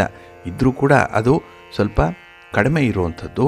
ಹಾಗೆ ಅದನ್ನು ಹೇಗೆ ನಿವಾರಣೆ ಮಾಡಿಕೊಳ್ಬೇಕು ಅನ್ನುವಂಥ ಒಂದು ಬುದ್ಧಿವಂತಿಕೆ ಕೂಡ ಈ ದಿನ ನಿಮಗೆ ಬಹಳ ವಿಶೇಷವಾಗಿದೆ. ಹಾಗೆ ಈ ದಿನ ಹೊರ ಸಂಚಾರ ಆಗಲಿ, ದೂರದ ಪ್ರಯಾಣದ ವಿಚಾರ ಆಗಲಿ ನಿಮಗೆ ಶುಭ ಲಾಭವನ್ನು ತಂದುಕೊಡುತ್ತೆ. ಯಾವುದೇ ಸಮಸ್ಯೆಯನ್ನು ಕೂಡ ಬಹಳ ಚೆನ್ನಾಗಿ ನೀವು ಅರ್ಥ ಮಾಡ್ಕೊಳ್ತೀರಿ. ಅದಕ್ಕೆ ಒಂದು ಪರಿಹಾರವನ್ನು ಕಂಡುಕೊಳ್ಳುವಂಥ ಒಂದು ಪ್ರಯತ್ನ ಕೂಡ ಇರುತ್ತೆ. ಒಟ್ಟಾರೆ ಎಲ್ಲವೂ ಕೂಡ ಈ ದಿನ ನಿಮಗೆ ಪ್ರಾಯೋಗಿಕವಾಗಿ ಆಗಬೇಕು, ಪ್ರಾಕ್ಟಿಕಲ್ ಆಗೇ ಆಗಬೇಕಾಗತ್ತೆ. ಇನ್ನು ಈ ದಿನ ಕೆಲವೊಂದು ವಿಚಾರಗಳು ನಿಮ್ಮ ಹತೋಟಿಯಿಂದ ಮೀರಿ ಘಟಿಸ್ತಾ ಇದೆ ಅನ್ನುವಂಥ ಭಾವನೆಗಳು ಬರ್ಬೋದು. ಆದರೆ ನಿಜ ಅರ್ಥದಲ್ಲಿ ತತ್ಕಾಲಕ್ಕೆ ಅವು ನಿಮ್ಮಿಂದ ಹೊರ ಇರ್ಬೋದು. ಅಂದರೆ ಈ ಔಟ್ ಆಫ್ ಕಂಟ್ರೋಲ್ ಇರ್ಬೋದು. ಆದರೂ ಕೂಡ ಮುಂದೆ ಒಂದು ದಿನ ಅದು ಕೂಡ ನಿಮ್ಮ ಕಂಟ್ರೋಲ್ಗೆ ಬಂದೇ ಬರುತ್ತೆ. ಹಾಗಾಗಿ ಆ ಬಗ್ಗೆ ಇದ್ದಂತಹ ಯಾವುದೇ ಅನುಮಾನಗಳನ್ನು ನೀವು ಜಾಸ್ತಿ ಮಾಡಿಕೊಳ್ಬೇಡಿ. ಒತ್ತಾಸೆಯಿಂದ ಕೆಲಸಗಳಲ್ಲಿ ನೀವು ಇನ್ವಾಲ್ವ್ ಆಗುವಂಥದ್ದನ್ನು ಮಾಡಿ, ಒಳ್ಳೆಯದಾಗುತ್ತೆ. ಇನ್ನು ಈ ದಿನ ನಿಮ್ಮ ಪೈಪೋಟಿಯಲ್ಲಿರುವಂಥ ಒಂದು ವಿಚಾರ, ಸ್ಪರ್ಧೆಯಲ್ಲಿರುವಂಥ ವಿಚಾರಗಳು, ವ್ಯಾಪಾರದಲ್ಲೋ ವ್ಯವಹಾರದಲ್ಲೋ ಉದ್ಯೋಗದಲ್ಲೋ ತುಂಬ ಕಾಂಪಿಟೇಷನ್ ಇದೆ. ಅದನ್ನು ಬಹಳ ಜಾಣ್ಮೆಯಿಂದ ನೀವು ನಿವಾರಣೆ ಮಾಡಿಕೊಳ್ಬೇಕು. ಆ ರೀತಿಯ ಮನಸ್ಥಿತಿ ಇರಬೇಕು, ಸಮಾಧಾನ ಇರಬೇಕಾಗತ್ತೆ ಈ ದಿನದಲ್ಲಿ. ಇನ್ನು ಕೆಲವು ಯೋಜನೆಗಳನ್ನು ಸದ್ದಿಲ್ಲದೆ ನೀವು ಕಾರ್ಯಗತಗೊಳಿಸಬೇಕಾಗತ್ತೆ. ಯೋಜನೆ ಆರಂಭ ಆಗುವ ಮೊದಲೇ ಅದರ ಬಗ್ಗೆ ಸಾಕಷ್ಟು ಪ್ರಚಾರವನ್ನು ಮಾಡಬೇಡಿ. ಮೊದಲು ಕಾರ್ಯ ಆರಂಭ ಆಗಲಿ, ನಂತರ ನಿಮ್ಮ ಬಂಧು ಬಾಂಧವರಿಗೆ ಅದರ ಬಗ್ಗೆ ತಾನಾಗಿ ತಿಳಿಯುವಂಥದ್ದು ಆಗುತ್ತೆ. ಇನ್ನು ಕುಟುಂಬ ಸದಸ್ಯರ ಜೊತೆ ಇದ್ದಂತಹ ಕೆಲವೊಂದು ಸಣ್ಣ ಪುಟ್ಟ ವಿಚಾರಗಳನ್ನು ಮಾತಿನ ಮೂಲಕ ಬಗೆಹರಿಸ್ಕೊಳ್ತೀರಿ. ಅದು ನಿಮ್ಮ ಒಂದು ಕಮ್ಯುನಿಕೇಷನ್ ತುಂಬ ಸ್ಟ್ರಾಂಗ್ ಆಗಿದೆ ಅನ್ನುವಂಥದ್ದನ್ನು ಈ ದಿನ ತೋರಿಸ್ತಾ ಇದೆ. ಬಹಳ ಪರಿಣಾಮಕಾರಿಯಾದಂತಹ, ಅಷ್ಟೇ ಎಫೆಕ್ಟಿವ್ ಆಗಿರುವಂಥ ಕಮ್ಯುನಿಕೇಷನ್, ಮಾತು ಚೆನ್ನಾಗಿದೆ. ಇದರಿಂದಲೇ ಕೆಲವೊಂದು ವಿಶೇಷ ಸಂದರ್ಭಗಳನ್ನು ನೀವು ಜಯಿಸಲಿಕ್ಕೆ ಸಾಧ್ಯ ಆಗುತ್ತೆ. ನಿಮ್ಮ ಮನೆ ದೇವರನ್ನು ಸ್ಮರಣೆ ಮಾಡಿಕೊಳ್ಳಿ. ಹಾಗೆ ಭಕ್ತಿಯಿಂದ ಈ ದಿನ ಗಣಪತಿಯನ್ನು ಆರಾಧನೆ ಮಾಡಿ ಗಣಪತಿಯ ಸ್ತೋತ್ರವನ್ನು ಹೇಳ್ಕೊಳ್ಳಿ, ಒಳ್ಳೆಯದಾಗುತ್ತೆ. ನಿಮ್ಮ ಅದೃಷ್ಟದ ಬಣ್ಣ ಬಿಳುಪು, ಅದೃಷ್ಟದ ದಿಕ್ಕು ಈಶಾನ್ಯ ದಿಕ್ಕು, ಅದೃಷ್ಟ ಸಂಖ್ಯೆ 1. ಮಿಥುನ ರಾಶಿ. ಮಿಥುನ ರಾಶಿಯವರಿಗೆ ಈ ದಿನ ದ್ವಿತೀಯದಲ್ಲಿ ಚಂದ್ರ ಇರುವಂಥ ದಿನ. ಇದು ಧನಸ್ಥಾನ, ಇದೇ ಕುಟುಂಬ ಸ್ಥಾನ. ಹಾಗಾಗಿ 2ನೇ ಮನೆಯಲ್ಲಿ ಚಂದ್ರ ಇದ್ದರೆ ಮನಸ್ಸಿಗೆ ಏನೋ ಒಂದು ಕಸಿವಿಸಿ ಇರುವಂಥದ್ದು, ಯಾವುದರಲ್ಲೂ ಕೂಡ ಈ ದಿನ ಆಸಕ್ತಿ ಇಲ್ಲ. ಏಕೆಂದರೆ ಕುಟುಂಬಸ್ಥರ ಮಧ್ಯೆ ಇರುವಂಥ ಭಿನ್ನಾಭಿಪ್ರಾಯ ಈ ದಿನ ನಿಮ್ಮಲ್ಲಿ ನಿರಾಸಕ್ತರನ್ನಾಗಿ ಮಾಡಿಬಿಡುತ್ತೆ. ಹಾಗೆ ಈ ದಿನ ಆಧ್ಯಾತ್ಮಿಕವಾಗಿ ಏನೋ ಆಸಕ್ತಿ ಇದೆ, ಆದರೆ ಅದರಲ್ಲಿ ಹೇಗೆ ಮುಂದುವರಿಬೇಕು ಅನ್ನುವಂಥ ಜಿಜ್ಞಾಸೆ ಕೂಡ ಇದೆ. ಒಟ್ಟಾರೆ ಒಂದು ಸಮಸ್ಯೆ ಎದುರಿಗೆ ಬಂದರೆ ಅದನ್ನು ಪರಿಹಾರ ಮಾಡಿಕೊಳ್ಳಿಕ್ಕೂ ಕೂಡ ಈ ದಿನ ಸ್ವಲ್ಪ ಕಷ್ಟ ಸಾಧ್ಯವಾಗುತ್ತೆ. ಅದರಲ್ಲೂ ಈ ನಿರ್ಧಾರವನ್ನು ತೆಗೆದುಕೊಳ್ಳುವಂಥ ಶಕ್ತಿ ನಿಮ್ಮಲ್ಲಿ ಉಳಿದಿಲ್ಲ. ಏಕೆಂದರೆ ಮನಸ್ಸು ಸ್ವಲ್ಪ ಚಂಚಲವಾಗಿರುತ್ತೆ. ಇನ್ನು ವ್ಯವಹಾರಗಳಲ್ಲಿ ಅಷ್ಟೊಂದು ಲಾಭ ಇಲ್ಲ, ಅಷ್ಟೊಂದು ಪ್ರಗತಿ ಇಲ್ಲ. ಇದ್ದುದರಲ್ಲೇ ನೀವು ತೃಪ್ತಿಯನ್ನು ಪಡಬೇಕಾಗತ್ತೆ. ಹಾಗೆ ಈ ದಿನ ಬೇರೆಯವರು ಮಾಡಿರುವಂಥ ತಪ್ಪನ್ನು ತೋರಿಸಲಿಕ್ಕೆ ಇದನ್ನೋ ಒಳ್ಳೆಯ ಸಮಯ ನಿಮಗೆ. ಆದರೆ ನೀವು ಮಾಡಿರುವಂಥ ತಪ್ಪುಗಳು, ನೀವು ಮಾಡ್ತಾ ಇರುವಂಥ ತಪ್ಪುಗಳು ನಿಮ್ಮ ಕಣ್ಣಿಗೆ ಬೀಳ್ತಾ ಇಲ್ಲ. ಅದನ್ನು ಯಾರು ಎತ್ತಿ ತೋರಿಸ್ತಾರೆ, ಆ ತಪ್ಪುಗಳ ಬಗ್ಗೆ ಯಾರು ನಿಮಗೆ ಪರಿಚಯ ಮಾಡಿಕೊಡ್ತಾರೆ, ಅಂಥವರನ್ನು ಈ ದಿನ ನೀವು ಶ್ಲಾಘಿಸಬೇಕು. ಅವರಲ್ಲಿ ದ್ವೇಷ ಭಾವನೆಯನ್ನು ಹೊಂದಬಾರ್ದು. ಏಕೆಂದರೆ ನಿಮ್ಮ ತಪ್ಪನ್ನು ತಿದ್ದಿದಂಥವರು ಅವರು, ನಿಮ್ಮನ್ನು ಸರಿ ದಾರಿಗೆ ತರುವಂಥ ಪ್ರಯತ್ನ ಮಾಡ್ತಾ ಇರುವಂಥವ್ರು ಅವರು. ಹಾಗಾಗಿ ಅವರು ವಯಸ್ಸಿನಲ್ಲಿ ಯಾರೇ ಆಗಿದ್ದರೂ ಕೂಡ, ನಿಮ್ಮ ತಂದೆ ತಾಯಂದ್ರೇ ಆಗಿದ್ದರೂ ಕೂಡ ಅವರಿಗೆ ಈ ದಿನ ಗೌರವ ಕೊಡಿ, ಒಂದು ದೊಡ್ಡ ಥ್ಯಾಂಕ್ಸನ್ನು ಹೇಳಲೇಬೇಕಾಗುತ್ತೆ. ಹಾಗೆ ಈ ದಿನ ನೀವು ತಿನ್ನುವ ಆಹಾರದ ಕಡೆ ಸ್ವಲ್ಪ ಗಮನ ಕೊಡಿ. ಏಕೆಂದರೆ ಈ ಹವಾಗುಣದ ಏರುಪೇರಿರ್ಬೋದು, ಆಹಾರದ ಏರುಪೇರಿನಿಂದ ಆರೋಗ್ಯ ಕೆಡುವಂಥ ಸಂಭವಗಳು ಜಾಸ್ತಿ ಇದೆ, ಸ್ವಲ್ಪ ಜಾಗ್ರತೆ. ಹಾಗೆ ಈ ದಿನ ಬೇಗನೆ ಹಣ ಮಾಡಬೇಕು, ಬೇಗ ಲಾಭ ಬರಬೇಕು ಅನ್ನುವಂಥ ಇರಾದೆ ಯಾರಾದರೂ ಇದ್ದರೆ ಅವರು ತಪ್ಪು ಹೆಜ್ಜೆ ಇಡುವಂಥ ಸಾಧ್ಯತೆಗಳಿರುತ್ತೆ. ನಿಮ್ಮ ಹಿತಶತ್ರುಗಳು ನಿಮ್ಮಿಂದ ತಪ್ಪು ಮಾಡಿಸ್ತಾರೆ, ತಪ್ಪು ದಾರಿಗೆ ಎಳೀತಾರೆ, ಸ್ವಲ್ಪ ಜಾಗ್ರತೆ. ಹಾಗಾಗಿ ಹಣದ ಲಾಭ ಕಡಿಮೆ ಇದ್ದರೂ ಪರವಾಗಿಲ್ಲ, ಸರಿ ದಾರಿಯಲ್ಲೇ ಇರಿ, ಸರ್ಕಾರದ ಕಾನೂನಿಗೆ ಗೌರವ ಕೊಡಿ, ಒಳ್ಳೆಯದಾಗತ್ತೆ. ನಿಮ್ಮ ಮನೆ ದೇವರನ್ನು ಸ್ಮರಣೆ ಮಾಡ್ತಾ ಇರಿ. ಹಾಗೆ ಭಕ್ತಿಯಿಂದ ಈ ದಿನ ನೀವು ನವಗ್ರಹ ಪೀಡಾ ಪರಿಹಾರ ಸ್ತೋತ್ರವನ್ನು ಹೇಳ್ಕೊಳ್ಳಿ, ನವಗ್ರಹಗಳ ದರ್ಶನ ಮಾಡ್ಕೊಳ್ಳಿ, ಒಳ್ಳೆಯದಾಗತ್ತೆ. ನಿಮ್ಮ ಅದೃಷ್ಟದ ಬಣ್ಣ ಕೆಂಪು, ಅದೃಷ್ಟದ ದಿಕ್ಕು ಪೂರ್ವ ದಿಕ್ಕು, ಅದೃಷ್ಟ ಸಂಖ್ಯೆ 3. ಕರ್ಕಾಟಕ ರಾಶಿ. ಕರ್ಕಾಟಕ ರಾಶಿಯವರಿಗೆ ಈ ದಿನ ಅನುಕೂಲಕರವಾಗಿರುವಂಥ ದಿನ. ಅದರಲ್ಲೂ ರಚನಾತ್ಮಕ ಚಟುವಟಿಕೆಗಳನ್ನು ಹಮ್ಮಿಕೊಳ್ಳುವಂಥ ದಿನ. ಚಂದ್ರ ನಿಮ್ಮ ರಾಶಿಯಲ್ಲೇ ಇದ್ದಾನೆ, ನಿಮ್ಮ ರಾಶಿಯ ಅಧಿಪತಿ ನಿಮ್ಮ ಮನೆಯಲ್ಲೇ ಇರುವಂಥ ಸಂದರ್ಭದಲ್ಲಿ ಮನಸ್ಸು ತುಂಬ ಸಂತೋಷದಿಂದ ಕೂಡಿರುತ್ತೆ. ಹಾಗಾಗಿನೇ ಎಲ್ಲ ವಾತಾವರಣ ಕೂಡ ನಿಮಗೆ ಸನ್ನಿವೇಶವೂ ಸಹಿತ ಅನುಕೂಲಕರವಾಗೇ ಇರುತ್ತೆ. ಹಾಗಾಗಿ ಈ ದಿನ ನೀವು ಮುಟ್ಟಿದ್ದೆಲ್ಲ ಚಿನ್ನ ಅಂತಾರಲ್ಲ, ಆ ರೀತಿಯಲ್ಲಿ ನೀವು ಪ್ರಯತ್ನಪಟ್ಟು ಆರಂಭ ಮಾಡುವಂಥ ಕೆಲಸ ಕಾರ್ಯಗಳಲ್ಲಿ ತುಂಬ ಫೇವರಬಲ್ ಆಗಿರುವಂಥ ಫಲಿತಾಂಶಗಳೇ ಇರುತ್ತೆ. ಹಾಗೆ ಹಣಕಾಸಿನ ವಿಚಾರದಲ್ಲಿ ಸ್ವಲ್ಪ ಜಾಗೃತರಾಗಿದ್ದರೆ ತುಂಬ ಒಳ್ಳೆಯದು. ಏಕೆಂದರೆ ದೊಡ್ಡ ಮಟ್ಟದಲ್ಲಿ ಇನ್ವೆಸ್ಟ್ ಮಾಡುವಂಥದ್ದಾಗಲಿ ಅಥವಾ ಖರೀದಿ ಮಾಡುವಂಥ ವಿಚಾರ ಇತ್ಯಾದಿಗಳಲ್ಲಿ ಸ್ವಲ್ಪ ಅಲರ್ಟ್ ಆಗಿರುವಂಥದ್ದು ಉತ್ತಮ. ಹಾಗೆ ಈ ದಿನ ಪ್ರಮುಖವಾದ ನಿರ್ಧಾರಗಳನ್ನು ಕಾರ್ಯಗತಗೊಳಿಸುವಂಥ ದಿನ. ನಿರ್ಧಾರಗಳನ್ನು ಕೆಲವರು ಮಾಡ್ತಾರೆ, ಪ್ಲ್ಯಾನಿಂಗ್ ಚೆನ್ನಾಗಿದೆ, ಆದರೆ ಎಕ್ಸಿಕ್ಯೂಷನ್ ಮಾಡುವಂಥ ಸಂದರ್ಭದಲ್ಲಿ ತುಂಬ ವಿಫಲತೆ ಇರುತ್ತೆ. ಆದರೆ ನಿಮಗೆ ಹಾಗಾಗಲ್ಲ. ಈ ದಿನ ನೀವು ಏನೋ ಅಂದುಕೊಳ್ತೀರೋ ಆ ಕೆಲಸವನ್ನು ಮಾಡೇ ಮಾಡ್ತೀರಿ, ಕಾರ್ಯಗತಗೊಳಿಸ್ತೀರಿ, ಅಂಥ ಒಂದು ಛಲ ಈ ದಿನ ನಿಮಗೆ ಇರುತ್ತೆ. ಹಾಗೆ ಈ ದಿನ ನಿಮಗೆ ಯಾವುದೇ ಒಂದು ಹೆಚ್ಚುವರಿ ಜವಾಬ್ದಾರಿಗಳು ಅನ್ನುವಂಥದ್ದು ಇರಲ್ಲ. ಹಾಗಾಗಿ ಮಾಮೂಲಿನಂತೆ ಕೆಲಸ ಕಾರ್ಯಗಳನ್ನು ನಿರ್ವಹಣೆ ಮಾಡುವಂಥದ್ದಿದೆ. ಹಾಗೆ ಪ್ರಮುಖ ವ್ಯಕ್ತಿಗಳ ಒಂದು ಸಹಾಯ ಸಹಕಾರಗಳು ಈ ದಿನ ಸಿಕ್ಕುವಂಥ ಸಾಧ್ಯತೆಗಳು ಕೂಡ ಇದೆ.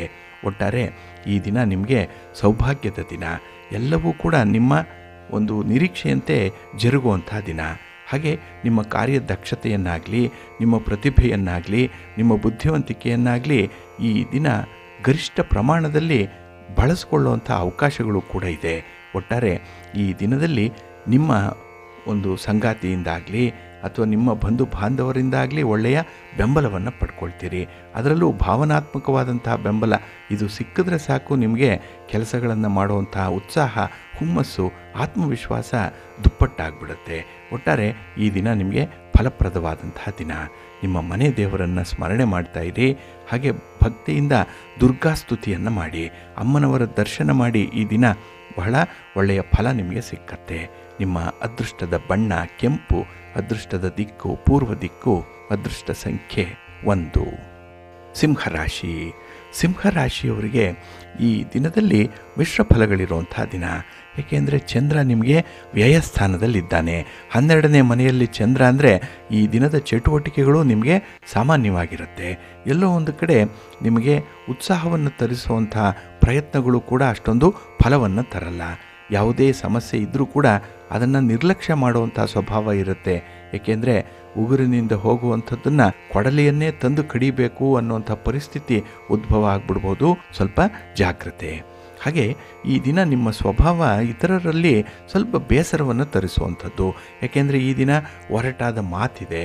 ಹಾಗೆ ನೀವು ತೀರ್ಮಾನ ಕೂಡ ತೆಗೆದುಕೊಳ್ಳುವಂಥದ್ದು 4 ಜನರಿಗೆ ಇಷ್ಟ ಆಗಲ್ಲ. ಹಾಗೆ ನಿಮ್ಮ ನಡತೆಯಲ್ಲೂ ಕೂಡ ಕೆಲವೊಂದು ವಿಚಿತ್ರಗಳು ಕಾಣಿಸ್ತಾ ಇರುತ್ತೆ.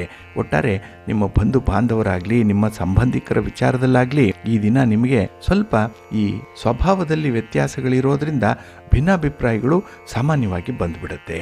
ಹಾಗೆ ಈ ದಿನ ಉದ್ಯೋಗ ಸ್ಥಳದಲ್ಲೂ ಕೂಡ ನಿಮ್ಮ ಅಧಿಕಾರಿಗಳ ಜೊತೆಯಲ್ಲೋ ಅಥವಾ ನಿಮ್ಮ ಸಹೋದ್ಯೋಗಿಗಳ ಜೊತೆಯಲ್ಲೋ ಮಾತಿನ ಚಕಮಕಿ ಆಗುವಂಥದ್ದು ಕೂಡ ಇದೆ.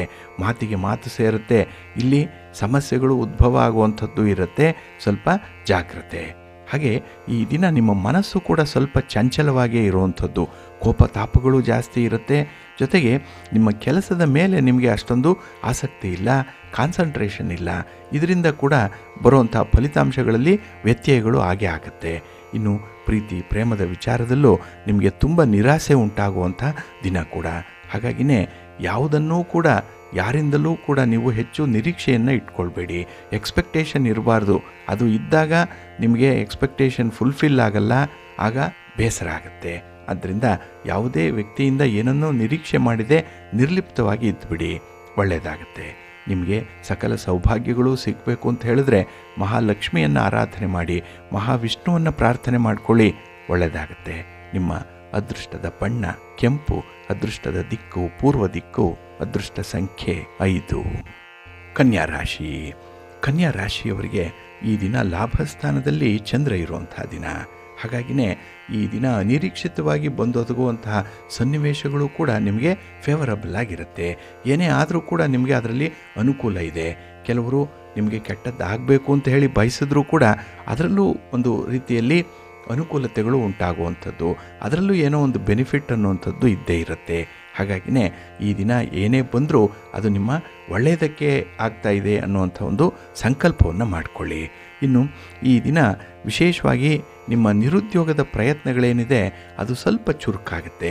ಉದ್ಯೋಗ ಬೇಕು, ಉದ್ಯೋಗದಲ್ಲಿ ಬದಲಾವಣೆ ಆಗಬೇಕು, ವರ್ಗಾವಣೆ ಬೇಕು, ಜವಾಬ್ದಾರಿಗಳು ಬದಲಾವಣೆ ಆಗಬೇಕು. ಇಂತಹ ಅಜೆಂಡಾಗಳೇನಾದರೂ ಇದ್ದರೆ ಅದರಲ್ಲಿ ನಿಮಗೆ ಒಳ್ಳೆಯ ಫಲವನ್ನು ಕಾಣಲಿಕ್ಕೆ ಸಾಧ್ಯ ಇದೆ. ಏಕೆಂದರೆ ನಿಮ್ಮ ಪ್ರಯತ್ನ ತುಂಬ ಪಾಸಿಟಿವ್ ಆಗಿದೆ. ಹಾಗೆ ಹಣಕಾಸಿನ ವಿಚಾರದಲ್ಲಿ ಸ್ವಲ್ಪ ಏಕಾಗ್ರತೆ ಜಾಗ್ರತೆ ಬೇಕೇ ಬೇಕಾಗುತ್ತೆ. ಈ ದಿನದಲ್ಲಿ ದುಂದು ವೆಚ್ಚವನ್ನು ಈ ದಿನ ಸ್ವಲ್ಪ ನಿಯಂತ್ರಣ ಮಾಡಿಕೊಳ್ಬೇಕು. ಹಾಗೆ ಯಾವುದೇ ರೀತಿಯ ವಿಚಾರದಲ್ಲಿ, ಯಾವುದೇ ವ್ಯವಹಾರದಲ್ಲಿ ಈ ದಿನ ತಜ್ಞರ ಸಲಹೆಯನ್ನು ಪಡ್ಕೊಳ್ಳುವಂಥದ್ದು ಉತ್ತಮ. ಹಿರಿಯರ ಬುದ್ಧಿವಾದಕ್ಕೆ ಮಣಿಯುವಂಥದ್ದು ಇನ್ನೂ ಕೂಡ ಉತ್ತಮ. ಹಾಗೆ ಈ ದಿನ ಕಳೆದು ಹೋದಂತಹ ವಿಚಾರಕ್ಕೆ ಸ್ವಲ್ಪ ಚಿಂತೆ ಮಾಡುವಂಥದ್ದು ಇದೆ. ಪೋಸ್ಟ್ ಮಾರ್ಟಮ್ ಮಾಡ್ತೀರಿ, ಇದು ಅಷ್ಟೊಂದು ಒಳ್ಳೆಯದಲ್ಲ. ಹಾಗಾಗಿನೇ ಕಳೆದು ಹೋದ ಘಟನೆಗಳಾಗಲಿ, ನಿಮ್ಮಿಂದ ದೂರ ಹೋಗಿರುವಂಥ ವ್ಯಕ್ತಿಗಳಾಗಲಿ, ಅಥವಾ ನಿಮ್ಮ ಕೈಬಿಟ್ಟು ಹೋಗಿರುವಂಥ ವಸ್ತುಗಳ ಬಗ್ಗೆ ಆಗಲಿ ಈ ದಿನ ಹೆಚ್ಚು ಚಿಂತೆ ಮಾಡಬೇಡಿ. ಅವೆಲ್ಲವೂ ಕೂಡ ಅನುಕೂಲಕ್ಕಾಗಿಯೇ ನಿಮ್ಮ ದೂರ ಹೋಗಿರುವಂಥದ್ದು. ಆ ಭಾವನೆಯಿಂದ ನೀವು ಇರಬೇಕಾಗತ್ತೆ. ಹಾಗೆ ಈ ದಿನ ನಿಮ್ಮ ಉದ್ಯೋಗಕ್ಕೆ ಸಂಬಂಧಪಟ್ಟಂಥ ವಿಚಾರಗಳಲ್ಲಿ ಕೆಲವೊಂದು ಚರ್ಚೆಗಳಾಗುವಂಥ ಸಂಭವ ಇದೆ. ಅದು ಉದ್ಯೋಗ ಇರ್ಬೋದು, ವ್ಯಾಪಾರ ಇರ್ಬೋದು, ಹಣಕಾಸಿನ ಮೂಲದಲ್ಲಿ ಇರ್ಬೋದು. ಇದರಲ್ಲಿ ಸಂಬಂಧಪಟ್ಟವರ ಜೊತೆಯಲ್ಲಿ ಚರ್ಚೆಗಳಿರುತ್ತೆ. ಆದರೆ ಯಾವುದೇ ಒಂದು ವಿಚಾರದಲ್ಲೂ ಕೂಡ ತುಂಬ ಕಾನ್ಸಂಟ್ರೇಷನ್ ಇರಲಿ, ಅದರಲ್ಲಿ ಇನ್ವಾಲ್ವ್ ಆಗಿ ಒಳ್ಳೆಯದಾಗುತ್ತೆ. ನಿಮ್ಮ ಮನೆ ದೇವರನ್ನು ಸ್ಮರಣೆ ಮಾಡ್ತಾ ಇರಿ. ಶಿವ ಸ್ತೋತ್ರವನ್ನು ಹೇಳ್ಕೊಳ್ಳಿ, ಶಿವ ಪಂಚಾಕ್ಷರಿ ಮಂತ್ರವನ್ನು ಈ ದಿನ ಹೇಳ್ಕೊಳ್ಳಿ, ಸುಬ್ರಹ್ಮಣ್ಯ ಸ್ವಾಮಿಯ ದರ್ಶನ ಮಾಡಿಕೊಳ್ಳಿ, ಒಳ್ಳೆಯದಾಗುತ್ತೆ. ನಿಮ್ಮ ಅದೃಷ್ಟದ ಬಣ್ಣ ತಿಳಿ ಹಸಿರು, ಅದೃಷ್ಟದ ದಿಕ್ಕು ಉತ್ತರ ದಿಕ್ಕು, ಅದೃಷ್ಟ ಸಂಖ್ಯೆ 1. ತುಲಾರಾಶಿ. ತುಲಾರಾಶಿಯವರಿಗೆ ಈ ದಿನ ತುಂಬ ಆತ್ಮವಿಶ್ವಾಸ ಇರುವಂತಹ ದಿನ. ಕೆಲಸ ಕಾರ್ಯಗಳನ್ನು ಮಾಡಬೇಕು ಅಂದರೆ ತುಂಬ ಉತ್ಸಾಹ ಇದೆ, ಅತಿಯಾದ ಆಸಕ್ತಿ ಕೂಡ ಇದೆ. ಏಕೆಂದರೆ ನಿಮ್ಮವರಾಗಲಿ, ನಿಮ್ಮ ಬಂಧು ಬಾಂಧವರಾಗಲಿ ನಿಮ್ಮ ಜೊತೆ ಈ ದಿನ ಇರ್ತಾರೆ. ಕಷ್ಟ ಸುಖಕ್ಕೆ ಅವರು ಆಗುವಂಥವ್ರು. ಹಾಗಾಗಿನೇ ಈ ದಿನ ನಿಮ್ಮ ಕಾರ್ಯಕ್ಷಮತೆಯ ಮೇಲೆ ಹೆಚ್ಚಿನ ವಿಶ್ವಾಸ ಇರುತ್ತೆ. ಹಾಗೆ ನಿಮ್ಮ ಪ್ರಯತ್ನಗಳು ಕೂಡ ಈ ದಿನದಲ್ಲಿ ನಿಧಾನ ಆದರೂ ಕೂಡ ಒಳ್ಳೆಯ ಫಲಿತಾಂಶವನ್ನೇ ತಂದುಕೊಡುತ್ತೆ. ಹಾಗಾಗಿ ಗ್ರಹ ಸ್ಥಾನಗಳು ಕೂಡ ಈ ದಿನ ನಿಮಗೆ ಅನುಕೂಲಕರವಾಗಿರೋದ್ರಿಂದ ನಿಮ್ಮ ಪರಿಸ್ಥಿತಿ ಧನಾತ್ಮಕವಾಗಿರುತ್ತೆ, ತುಂಬ ಪಾಸಿಟಿವ್ ಆಗಿರುತ್ತೆ. ಹಾಗೆ ವಿಚಾರಪೂರ್ವಕವಾದಂತಹ ಯೋಚನೆಗಳು ಬರುವಂಥದ್ದು ಈ ದಿನದಲ್ಲಿ. ತುಂಬ ಲ್ಯಾಟ್ರಲ್ ಥಿಂಕಿಂಗ್ ಅನ್ನುವಂಥದ್ದು ಚೆನ್ನಾಗಿದೆ. ಹಾಗಾಗಿನೇ ಯಾವುದೇ ಸಮಸ್ಯೆ, ಯಾವುದೇ ಸಂದರ್ಭ ಬಂದರೂ ಕೂಡ ಅದನ್ನು ತುಂಬ ಚೆನ್ನಾಗಿ ವಿಶ್ಲೇಷಣೆ ಮಾಡ್ತೀರಿ. ಆದರೆ ಈ ಸ್ತ್ರೀಯರ ವಿಚಾರದಲ್ಲಿ ಮಾತ್ರ ಈ ದಿನ ದುಡುಕಿನ ನಿರ್ಧಾರಗಳನ್ನು ಕೈಗೊಳ್ಳುವಂಥ ಸಂದರ್ಭಗಳು ಬರ್ಬೋದು. ಸ್ವಲ್ಪ ಗಮನ ಕೊಡಿ, ಜಾಗ್ರತೆ. ಇನ್ನು ಸ್ಥಿರಾಸ್ತಿಯ ವಿಚಾರವಾಗಿ ಈ ದಿನ ನಿಮಗೆ ತುಂಬ ಅನುಕೂಲ ಇದೆ. ಮನೆ, ಸೈಟು, ಜಮೀನು ಇತ್ಯಾದಿಗಳನ್ನು ಮಾರಾಟ ಮಾಡುವಂಥದ್ದಾಗಲಿ, ಖರೀದಿ ಮಾಡುವಂಥ ವಿಚಾರ, ಅಥವಾ ಮನೆಯಲ್ಲಿ ಕೆಲವೊಂದು ಸಣ್ಣ ಪುಟ್ಟ ಬದಲಾವಣೆಗಳಾಗಬೇಕು, ಮನೆಯಲ್ಲಿ ಅಭಿವೃದ್ಧಿ ಆಗಬೇಕು ಅಂಥ ಕೆಲಸಗಳನ್ನು ಕೈಗೊಳ್ಳುವಂಥ ಸಂದರ್ಭದಲ್ಲಿ ನಿಮ್ಮ ಪ್ರಯತ್ನ ಯಶಸ್ವಿಯಾಗುತ್ತೆ. ಒಟ್ಟಾರೆ ಈ ಸಣ್ಣ ಪುಟ್ಟ ಸಮಸ್ಯೆಗಳು ಬರಬಹುದು, ಆದರೂ ಕೂಡ ಅದನ್ನು ನಿವಾರಣೆ ಮಾಡಿ ಒಂದು ದೊಡ್ಡ ಪ್ರಯತ್ನವನ್ನೇ ಈ ದಿನ ಮಾಡುವಂಥದ್ದಿದೆ. ಹಾಗೆ ಅನಿರೀಕ್ಷಿತ ಅತಿಥಿಗಳ ಆಗಮನ ನಿಮಗೆ ತುಂಬ ಸಂತೋಷವನ್ನು ತರುತ್ತೆ. ಹಾಗೆ ಈ ದಿನದ ಪ್ರವಾಸ, ಈ ದಿನದ ಪ್ರಯಾಣ ನಿಮಗೆ ಸೌಖ್ಯವನ್ನು ತರುತ್ತೆ, ಒಳ್ಳೆಯದಾಗತ್ತೆ.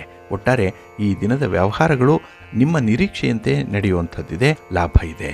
ನಿಮ್ಮ ಇಷ್ಟ ದೇವರನ್ನು ಆರಾಧನೆ ಮಾಡ್ತಾ ಇರಿ. ಹಾಗೆ ಈ ದಿನ ಭಕ್ತಿಯಿಂದ ಆಂಜನೇಯ ಸ್ವಾಮಿಯನ್ನು ದರ್ಶನ ಮಾಡ್ಕೊಳ್ಳಿ, ಆಂಜನೇಯ ಧ್ಯಾನ ಪಠಣ ಮಾಡ್ಕೊಳ್ಳಿ, ಒಳ್ಳೆಯದಾಗತ್ತೆ.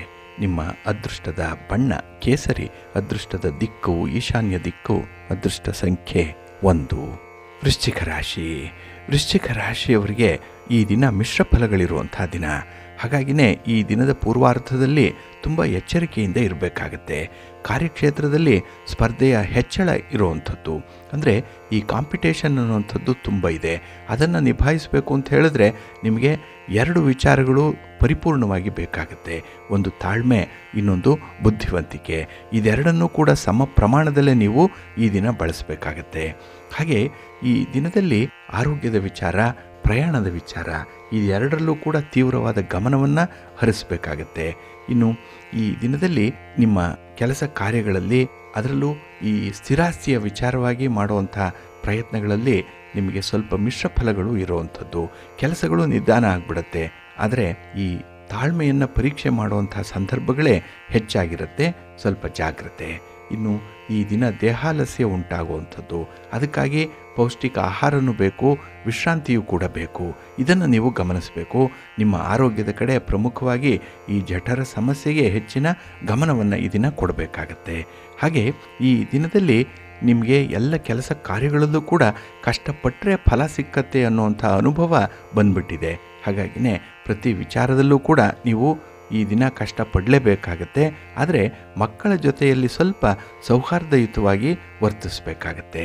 ಬೇರೆಯವರಿಗೆ ಕೆಲಸ ಹೇಳುವಂಥ ಸಂದರ್ಭದಲ್ಲೂ ಕೂಡ ನೀವು ಸಾಧಕ ಬಾಧಕಗಳನ್ನು ನೋಡಿಕೊಂಡೇ ಮುಂದುವರಿಬೇಕು. ಇದು ಬಹಳ ಕಟ್ಟುನಿಟ್ಟಾಗಿ ಅನುಸರಣೆ ಮಾಡಬೇಕಾಗತ್ತೆ. ಇನ್ನು ಪಾಲುದಾರಿಕೆ ವ್ಯವಹಾರಗಳು, ಪಾರ್ಟ್ನರ್ಶಿಪ್ಪಲ್ಲಿ ವ್ಯವಹಾರಗಳು ಮಾಡ್ತಾ ಇದ್ದರೆ ಅಲ್ಪ ಸ್ವಲ್ಪ ಲಾಭ ಏನೋ ಇದೆ. ಆದರೆ ಈ ಪಾರ್ಟ್ನರ್ಶಿಪ್ಪಲ್ಲಿ ಬರುವಂಥ ಕಂಡೀಷನ್ಸ್ ಏನಿದೆ ಅದನ್ನು ಸ್ವಲ್ಪ ರಿವೈವಲ್ ಮಾಡಬೇಕು. ಈ ಬಗ್ಗೆ ಆಲೋಚನೆ ಮಾಡಬೇಕಾಗತ್ತೆ. ಒಳ್ಳೆಯ ಸಮಯ ಬಂದಿದೆ. ಹಾಗಾಗಿ ಸಮಯಕ್ಕೆ ತಕ್ಕಂತೆ ನೀವು ನಿಮ್ಮ ಕಾರ್ಯಚಟುವಟಿಕೆಗಳನ್ನು ಆರಂಭ ಮಾಡುವಂಥದ್ದು ಉತ್ತಮ. ಹಾಗೆ ಯಾವುದೇ ಅಡೆತಡೆಗಳಿದ್ದರೂ ಕೂಡ ಈ ದಿನ ಗಣಪತಿ ನಿವಾರಣೆ ಮಾಡ್ತಾನೆ. ಹಾಗಾಗಿ ವಿಘ್ನ ವಿನಾಶಕನಾದಂಥ ಗಣಪತಿಯ ದರ್ಶನ ಮಾಡಿ ಸ್ತೋತ್ರ ಹೇಳ್ಕೊಳ್ಳಿ, ಒಳ್ಳೆಯದಾಗತ್ತೆ. ನಿಮ್ಮ ಅದೃಷ್ಟದ ಬಣ್ಣ ಕೆಂಪು, ಅದೃಷ್ಟದ ದಿಕ್ಕು ಪೂರ್ವ ದಿಕ್ಕು, ಅದೃಷ್ಟ ಸಂಖ್ಯೆ 4. ಧನುರಾಶಿ. ಧನುರಾಶಿಯವರು ಈ ದಿನ ಮಿಶ್ರ ಫಲಗಳಿಂದ ಸ್ವಲ್ಪ ನಿರಾಸೆ ಹೊಂದುವಂಥ ಸಾಧ್ಯತೆಗಳು ಇರುತ್ತೆ. ಏಕೆಂದರೆ ಕೆಲಸ ಕಾರ್ಯಗಳನ್ನು ತುಂಬ ಚೆನ್ನಾಗಿ ಆರಂಭ ಮಾಡ್ತೀರಿ. ಹಾಗೆ ಯಾವುದೇ ವಿಚಾರದಲ್ಲೂ ಕೂಡ ಆಸಕ್ತಿಯಿಂದ ಈ ದಿನ ಹೆಚ್ಚು ಸಮಯವನ್ನು ಅದಕ್ಕಾಗಿ ಕೊಡುವಂಥದ್ದು ಇದೆ. ಆದರೆ ನಿಮ್ಮ ಶ್ರಮಕ್ಕೆ ತಕ್ಕ ಫಲ ಅನ್ನುವಂಥದ್ದು ಈ ದಿನ ಸಿಕ್ಕಲ್ಲ. ಹಾಗೆ ಭಿನ್ನಾಭಿಪ್ರಾಯಗಳು ನಿಮ್ಮ ತಲೆನೋವಾಗಿ ಪರಿಣಮಿಸುವಂಥದ್ದು ಈ ದಿನದಲ್ಲಿ. ನೀವು ಸುಮ್ಮನೆ ಇದ್ದರೂ ಕೂಡ ಏನೋ ಒಂದು ಗಾಳಿ ಸುದ್ದಿ ನಿಮ್ಮ ಕಿವಿಗೆ ತಲುಪುತ್ತೆ. ಇದರಿಂದ ಮನಸ್ಸು ವಿಚಲಿತವಾಗುತ್ತೆ. ಹಾಗಾಗಿನೇ ಈ ದಿನದಲ್ಲಿ ಭಿನ್ನಾಭಿಪ್ರಾಯಗಳ ಬಗ್ಗೆ ಆಗಲಿ, ಅಭಿಪ್ರಾಯ ಭೇದಗಳ ಬಗ್ಗೆ ಆಗಲಿ ಈ ಮನಸ್ಸಿಗೆ ಒತ್ತಡ ಉಂಟಾಗತ್ತೆ. ಹಾಗೆ ಈ ದಿನ ನಿಮ್ಮ ಮೃದು ಸ್ವಭಾವ ಜನರನ್ನೇನೋ ಆಕರ್ಷಣೆ ಮಾಡುತ್ತೆ, ಆದರೆ ಆ ಸ್ವಭಾವವನ್ನೇ ಕೆಲವರು ದುರುಪಯೋಗಪಡಿಸ್ಕೊಳ್ಳುವಂಥ ಸಾಧ್ಯತೆ ಕೂಡ ಇರುತ್ತೆ. ಜಾಗ್ರತೆ. ಇನ್ನು ಈ ದಿನ ನಿರುದ್ಯೋಗಿಗಳು ಸಿಕ್ಕ ಅವಕಾಶಗಳನ್ನು ಕಳೆದುಕೊಳ್ಳದಂತೆ ನೋಡಿಕೊಳ್ಬೇಕು. ಅವಕಾಶಗಳು ಬರುವಂಥದ್ದೇ ಅಪರೂಪಕ್ಕೆ, ಅದನ್ನು ಕೂಡ ಕೈ ಚೆಲ್ಲಿಬಿಟ್ರೆ ಮತ್ತೆ ಅದಕ್ಕಾಗಿ ಬಹಳ ದಿನಗಳ ಮಟ್ಟಿಗೆ ನೀವು ಕಾಯಬೇಕಾಗತ್ತೆ. ಇನ್ನು ದೂರ ಪ್ರಯಾಣದಲ್ಲಿ ಸ್ವಲ್ಪ ಜಾಗ್ರತೆ ಬೇಕು. ಪ್ರಯಾಣ ನಿಮಗೆ ಅಷ್ಟೊಂದು ಸುಖ ಸೌಖ್ಯವನ್ನು ತರಲ್ಲ. ವಾಹನದಿಂದ ಸಣ್ಣ ಪುಟ್ಟ ಅವಘಡಗಳಾಗುವಂಥದ್ದು ಕೂಡ ಇರುತ್ತೆ. ಜಾಗ್ರತೆ. ಇನ್ನು ಕುಟುಂಬ ಸದಸ್ಯರ ಜೊತೆಯಲ್ಲಿ ಸೌಹಾರ್ದಯುತವಾಗಿಯೇ ಇರಬೇಕು. ಏನೇ ಬರಲಿ ಏನೇ ಹೋಗಲಿ, ಲಾಭ ಬರಲಿ ನಷ್ಟ ಆಗಲಿ, ಬಹಳ ಸಮಚಿತ್ತದಿಂದ ಇರಬೇಕಾಗತ್ತೆ. ಹಾಗೆ ಯಾರ ತಪ್ಪನ್ನು ಕೂಡ ಈ ದಿನ ಹೇಳುವಂಥ ಸಂದರ್ಭದಲ್ಲಿ ತುಂಬ ಸೂಕ್ಷ್ಮತೆ ಬೇಕು, ತುಂಬ ಎಚ್ಚರಿಕೆ ಅನ್ನುವಂಥದ್ದು ಬೇಕಾಗತ್ತೆ. ಹಾಗೆ ಈ ದಿನ ಕೌಟುಂಬಿಕ ಸೌಕರ್ಯಗಳಿಗಾಗಿ ಹೆಚ್ಚಿನ ಹಣ ಖರ್ಚಾಗುವಂಥ ಸಾಧ್ಯತೆ ಕೂಡ ಇದೆ. ಕುಟುಂಬದಲ್ಲಿ ನಿಮ್ಮ ತ್ಯಾಗ ಮನೋಭಾವ ಎದ್ದು ಕಾಣಿಸುತ್ತೆ, ಆದರೆ ನಿಮ್ಮ ವೈಯಕ್ತಿಕ ವಿಚಾರದಲ್ಲಿ ನೀವು ಮಾಡಿಕೊಳ್ಳುವಂಥ ಸುಖ ಸೌಲಭ್ಯಗಳೇನಿದೆ ಅದನ್ನು ಈ ದಿನ ತುಂಬ ಪ್ರಜ್ಞಾಪೂರ್ವಕವಾಗಿ ಮಾಡಿಕೊಳ್ಬೇಕು. ತುಂಬ ಕಾನ್ಷಿಯಸ್ ಆಗಿ ಮಾಡಲೇಬೇಕಾಗತ್ತೆ. ಹಾಗೆ ಈ ದಿನ ಕುಟುಂಬದಲ್ಲಿ ಒತ್ತಡಗಳಿದ್ದರೂ ಕೂಡ ಅದನ್ನು ಸಮಾಧಾನದಿಂದ ನಿಭಾಯಿಸುವಂಥದ್ದು ಬಹಳ ಮುಖ್ಯ. ಅದಕ್ಕಾಗಿಯೇ ಯೋಗ ಮಾಡಿ, ಧ್ಯಾನ ಮಾಡಿ, ಭಗವಂತನ ಆರಾಧನೆ ಮಾಡಿ, ವಿಷ್ಣುವನ್ನು ಪ್ರಾರ್ಥನೆ ಮಾಡ್ತಾ ಇರಿ, ಒಳ್ಳೆಯದಾಗತ್ತೆ. ನಿಮ್ಮ ಅದೃಷ್ಟದ ಬಣ್ಣ ಹಳದಿ, ಅದೃಷ್ಟದ ದಿಕ್ಕು ಪೂರ್ವ ದಿಕ್ಕು, ಅದೃಷ್ಟ ಸಂಖ್ಯೆ 2. ಮಕರ ರಾಶಿ. ಮಕರ ರಾಶಿಯವರಿಗೆ ಈ ದಿನ ಪ್ರೀತಿಯ ಕಾಳಜಿ ಇರುವಂಥ ದಿನ, ಪ್ರೀತಿಯ ಕಳಕಳಿ ಇರುವಂಥ ದಿನ. ಏಕೆಂದರೆ ಕಳತ್ರ ಸ್ಥಾನದಲ್ಲಿ ಚಂದ್ರ ಇರುವಂಥ ಒಂದು ವಿಶೇಷ ದಿನ. ಹಾಗಾಗಿಯೇ ನಿಮ್ಮ ಸಂಗಾತಿ, ನಿಮ್ಮ ಪ್ರೀತಿ ಪಾತ್ರರ ಜೊತೆಯಲ್ಲಿ ಸಮಯವನ್ನು ಕಳಿಬೇಕು, ಸಂತೋಷದಿಂದ ಇರಬೇಕು. ಅದಕ್ಕಾಗಿ ಈ ದಿನ ಕಾಲಾವಕಾಶವನ್ನು ಮಾಡಿಕೊಳ್ಳುವಂಥದ್ದು ಇದೆ. ಇದ್ದ ಒತ್ತಡದಲ್ಲೇ ಈ ದಿನ ಬಹಳ ವಿಶೇಷವಾಗಿ ಸಮಯವನ್ನು ಮಾಡಿಕೊಂಡು ಅವರ ಬಗ್ಗೆ ಈ ದಿನ ಹೆಚ್ಚು ಕಾಳಜಿಯನ್ನು ವ್ಯಕ್ತಪಡಿಸ್ತೀರಿ. ಹಾಗೆ ಈ ದಿನ ಸಾಮಾಜಿಕ ಸಂಬಂಧಗಳು ಕೂಡ ಗಟ್ಟಿಯಾಗುವಂಥ ಕೆಲಸ ಆಗತ್ತೆ. ಹಾಗಾಗಿ ಸಂಬಂಧಗಳು ಅಂತ ಹೇಳಿದ್ರೆ ರಿಲೇಷನ್ಶಿಪ್ ಅಂದರೆ ಈ ದಿನ ನಿಮಗೆ ಎಲ್ಲಿಲ್ಲದ ಇಷ್ಟವಾಗುವಂಥದ್ದು, ಅದನ್ನು ಉಳಿಸ್ಕೊಳ್ಳಿಕ್ಕೆ ಎಲ್ಲಿಲ್ಲದ ಪ್ರಯತ್ನವನ್ನು ಮಾಡುವಂಥದ್ದು ಕೂಡ ಇದೆ. ಇನ್ನು ಪಾರ್ಟ್ನರ್ಶಿಪ್ಪಲ್ಲಿ ಮಾಡುವಂಥ ವ್ಯವಹಾರಗಳಲ್ಲೂ ಕೂಡ ಈ ದಿನ ಲಾಭ ಇದೆ. ಎಲ್ಲೋ ಒಂದು ಕಡೆ ಆಗಿರುವಂಥ ನಷ್ಟವನ್ನು ತುಂಬಿಕೊಳ್ಳಲಿಕ್ಕೆ ಹೊಸ ಯೋಜನೆಗಳನ್ನು ಮಾಡುವಂಥದ್ದು. ಹಾಗಾಗಿ ಈ ದಿನ ನಿಮ್ಮ ಸಂಗಾತಿಯ ಮಾತು, ಅವರ ಸಲಹೆ, ಅವರ ಹಣಕಾಸಿನ ಸಹಕಾರ ನಿಮಗೆ ತುಂಬ ಆತ್ಮವಿಶ್ವಾಸವನ್ನು ತರುತ್ತೆ. ಹಾಗಾಗಿಯೇ ನೆಲಕ್ಕೆ ಬಿದ್ದಂತಹ ಸಂದರ್ಭದಲ್ಲಿ ಕೈ ಹಿಡಿದು ಎತ್ತುತ್ತಾರಲ್ಲ ಅಂಥವರ ಬಗ್ಗೆ ಈ ದಿನ ವಿಶೇಷವಾದ ಅನುಕಂಪ ಇರುವಂಥದ್ದು, ವಿಶೇಷವಾದ ಕೃತಜ್ಞತೆಯನ್ನು ಹೇಳುವಂಥ ಸಂದರ್ಭ ಕೂಡ ಬರ್ತಾ ಇದೆ. ಹಾಗೆ ಮನೆಯ ವಾತಾವರಣ ಕೂಡ ಈ ದಿನ ನಿಮಗೆ ಚೆನ್ನಾಗಿದೆ. ನಿಮ್ಮ ವ್ಯಾಪಾರ ವ್ಯವಹಾರಗಳು ಕೂಡ ಲಾಭದಾಯಕವಾಗಿರುತ್ತೆ, ಹೆಚ್ಚಿನ ಫಲವನ್ನು ನೀಡುವಂಥದ್ದು. ಒಟ್ಟಾರೆ ನಿಮ್ಮ ಪ್ರಯತ್ನದಲ್ಲಿ ನಿಮಗೆ ಒಳ್ಳೆಯ ಅನುಭವ ಆಗುತ್ತೆ, ಒಳ್ಳೆಯ ಸಂತೋಷದ ಸನ್ನಿವೇಶಗಳೇ ಇರುವಂಥದ್ದು ಇದೆ. ಹಾಗೆ ಈ ದಿನ ನಿಮ್ಮ ಒಡ ಹುಟ್ಟಿದವರಿಂದ ಪ್ರಮುಖ ಮಾಹಿತಿಯೊಂದು ಸಿಕ್ಕುವಂಥದ್ದು ಕೂಡ ಇದೆ. ಬಹಳ ದಿನಗಳಿಂದ ನಿರೀಕ್ಷೆ ಮಾಡ್ತಾ ಇದ್ದಂತಹ ವಿಚಾರದಲ್ಲಿ ಈ ದಿನ ಮಾಹಿತಿಯೊಂದನ್ನು ಕೇಳುವಂಥದ್ದು ಕೂಡ ಇದೆ. ಹಾಗೆ ಈ ದಿನ ನಿಮ್ಮ ವ್ಯವಹಾರಗಳಲ್ಲಿ ಇದ್ದಂತಹ ಅಡೆತಡೆಗಳನ್ನು ನಿವಾರಣೆ ಮಾಡಿ ಮುನ್ನಡೆಯುವಷ್ಟು ಛಲ ಇದೆ ನಿಮಗೆ, ಅಷ್ಟು ಧೈರ್ಯ ಇದೆ, ಅಷ್ಟು ಆತ್ಮವಿಶ್ವಾಸ ಇದೆ. ಅದಕ್ಕಾಗಿಯೇ ಬಹು ನಿರೀಕ್ಷಿತ ಅವಕಾಶಗಳನ್ನು ನೀವಾಗಿ ಬರಮಾಡ್ಕೊಳ್ತೀರಿ, ಅದನ್ನು ಧೈರ್ಯದಿಂದ ಎದುರಿಸ್ತೀರಿ. ಹಾಗೆ ನಿರೀಕ್ಷಿತ ಫಲವನ್ನು ಪಡ್ಕೊಳ್ಳಿಕ್ಕೆ ಒಂದು ಒಳ್ಳೆಯ ಪ್ರಯತ್ನವನ್ನು ಮಾಡುವಂಥದ್ದು ಕೂಡ ಇದೆ. ಪ್ರಯತ್ನದಂತೆ ಫಲ ನಿಮಗೆ ಸಿಕ್ಕತ್ತೆ, ಒಳ್ಳೆಯದಾಗತ್ತೆ. ಅದಕ್ಕಾಗಿಯೇ ಈ ದಿನ ಶಿವ ಸ್ತೋತ್ರವನ್ನು ಹೇಳ್ಕೊಳ್ಳಿ, ಶಿವ ಪಾರ್ವತಿಯರ ದರ್ಶನ ಮಾಡಿಕೊಳ್ಳಿ, ಶಿವನ ಪರಿವಾರ ದೇವತೆಗಳನ್ನು ಪ್ರಾರ್ಥನೆ ಮಾಡ್ತಾ ಇರಿ, ಒಳ್ಳೆಯದಾಗತ್ತೆ. ನಿಮ್ಮ ಅದೃಷ್ಟದ ಬಣ್ಣ ನೇರಳೆ, ಅದೃಷ್ಟದ ದಿಕ್ಕು ಈಶಾನ್ಯ ದಿಕ್ಕು, ಅದೃಷ್ಟ ಸಂಖ್ಯೆ 1. ಕುಂಭರಾಶಿ. ಕುಂಭರಾಶಿಯವರಿಗೆ ಈ ದಿನ ಷಷ್ಠದಲ್ಲಿ ಚಂದ್ರ ಇರುವಂಥ ದಿನ. 6ರಲ್ಲಿ ಚಂದ್ರ ಅಂದರೆ ತುಂಬ ಅನುಕೂಲಕರವಾಗಿರುವಂಥ ಸಂದರ್ಭ ಇದು. ಹಾಗಾಗಿಯೇ ನಿಮ್ಮ ಕೆಲಸ ಕಾರ್ಯಗಳಲ್ಲಿ ಈ ದಿನ ತುಂಬ ಇನ್ವಾಲ್ವ್ಮೆಂಟ್ ಅನ್ನುವಂಥದ್ದು ಇದೆ. ಹಾಗೆ ಈ ದಿನ ನಿಮ್ಮ ಸಮಸ್ಯೆಗಳ ಬಗ್ಗೆ, ಕೆಲವೊಂದು ಕಗ್ಗಟ್ಟಾಗಿರುವಂಥ ವಿಚಾರಗಳ ಬಗ್ಗೆ ಗಮನ ಹರಿಸಬೇಕು ಅನ್ನುವಂಥದ್ದು ಕೂಡ ಇದೆ. ಹಾಗಾಗಿಯೇ ಅರ್ಧಂಬರ್ಧ ಆಗಿರುವಂಥ ಕೆಲಸ ಕಾರ್ಯಗಳನ್ನು ಈ ದಿನ ಮುಂದುವರಿಸಬೇಕು. ಹಾಗೆ ನಿಮ್ಮ ಕಾರ್ಯಕ್ಷಮತೆಯ ಮೇಲೆ ನಿಮಗೆ ಹೆಚ್ಚಿನ ವಿಶ್ವಾಸ ಕೂಡ ಇರಬೇಕಾಗತ್ತೆ. ಹಾಗಾಗಿನೇ ಯಾವುದು ನಿಮಗೆ ಸುಖ ಸೌಖ್ಯವನ್ನು ತರಲ್ಲ ಅಂಥ ವಿಚಾರಗಳನ್ನು ಕೈ ಬಿಟ್ಬಿಡಿ.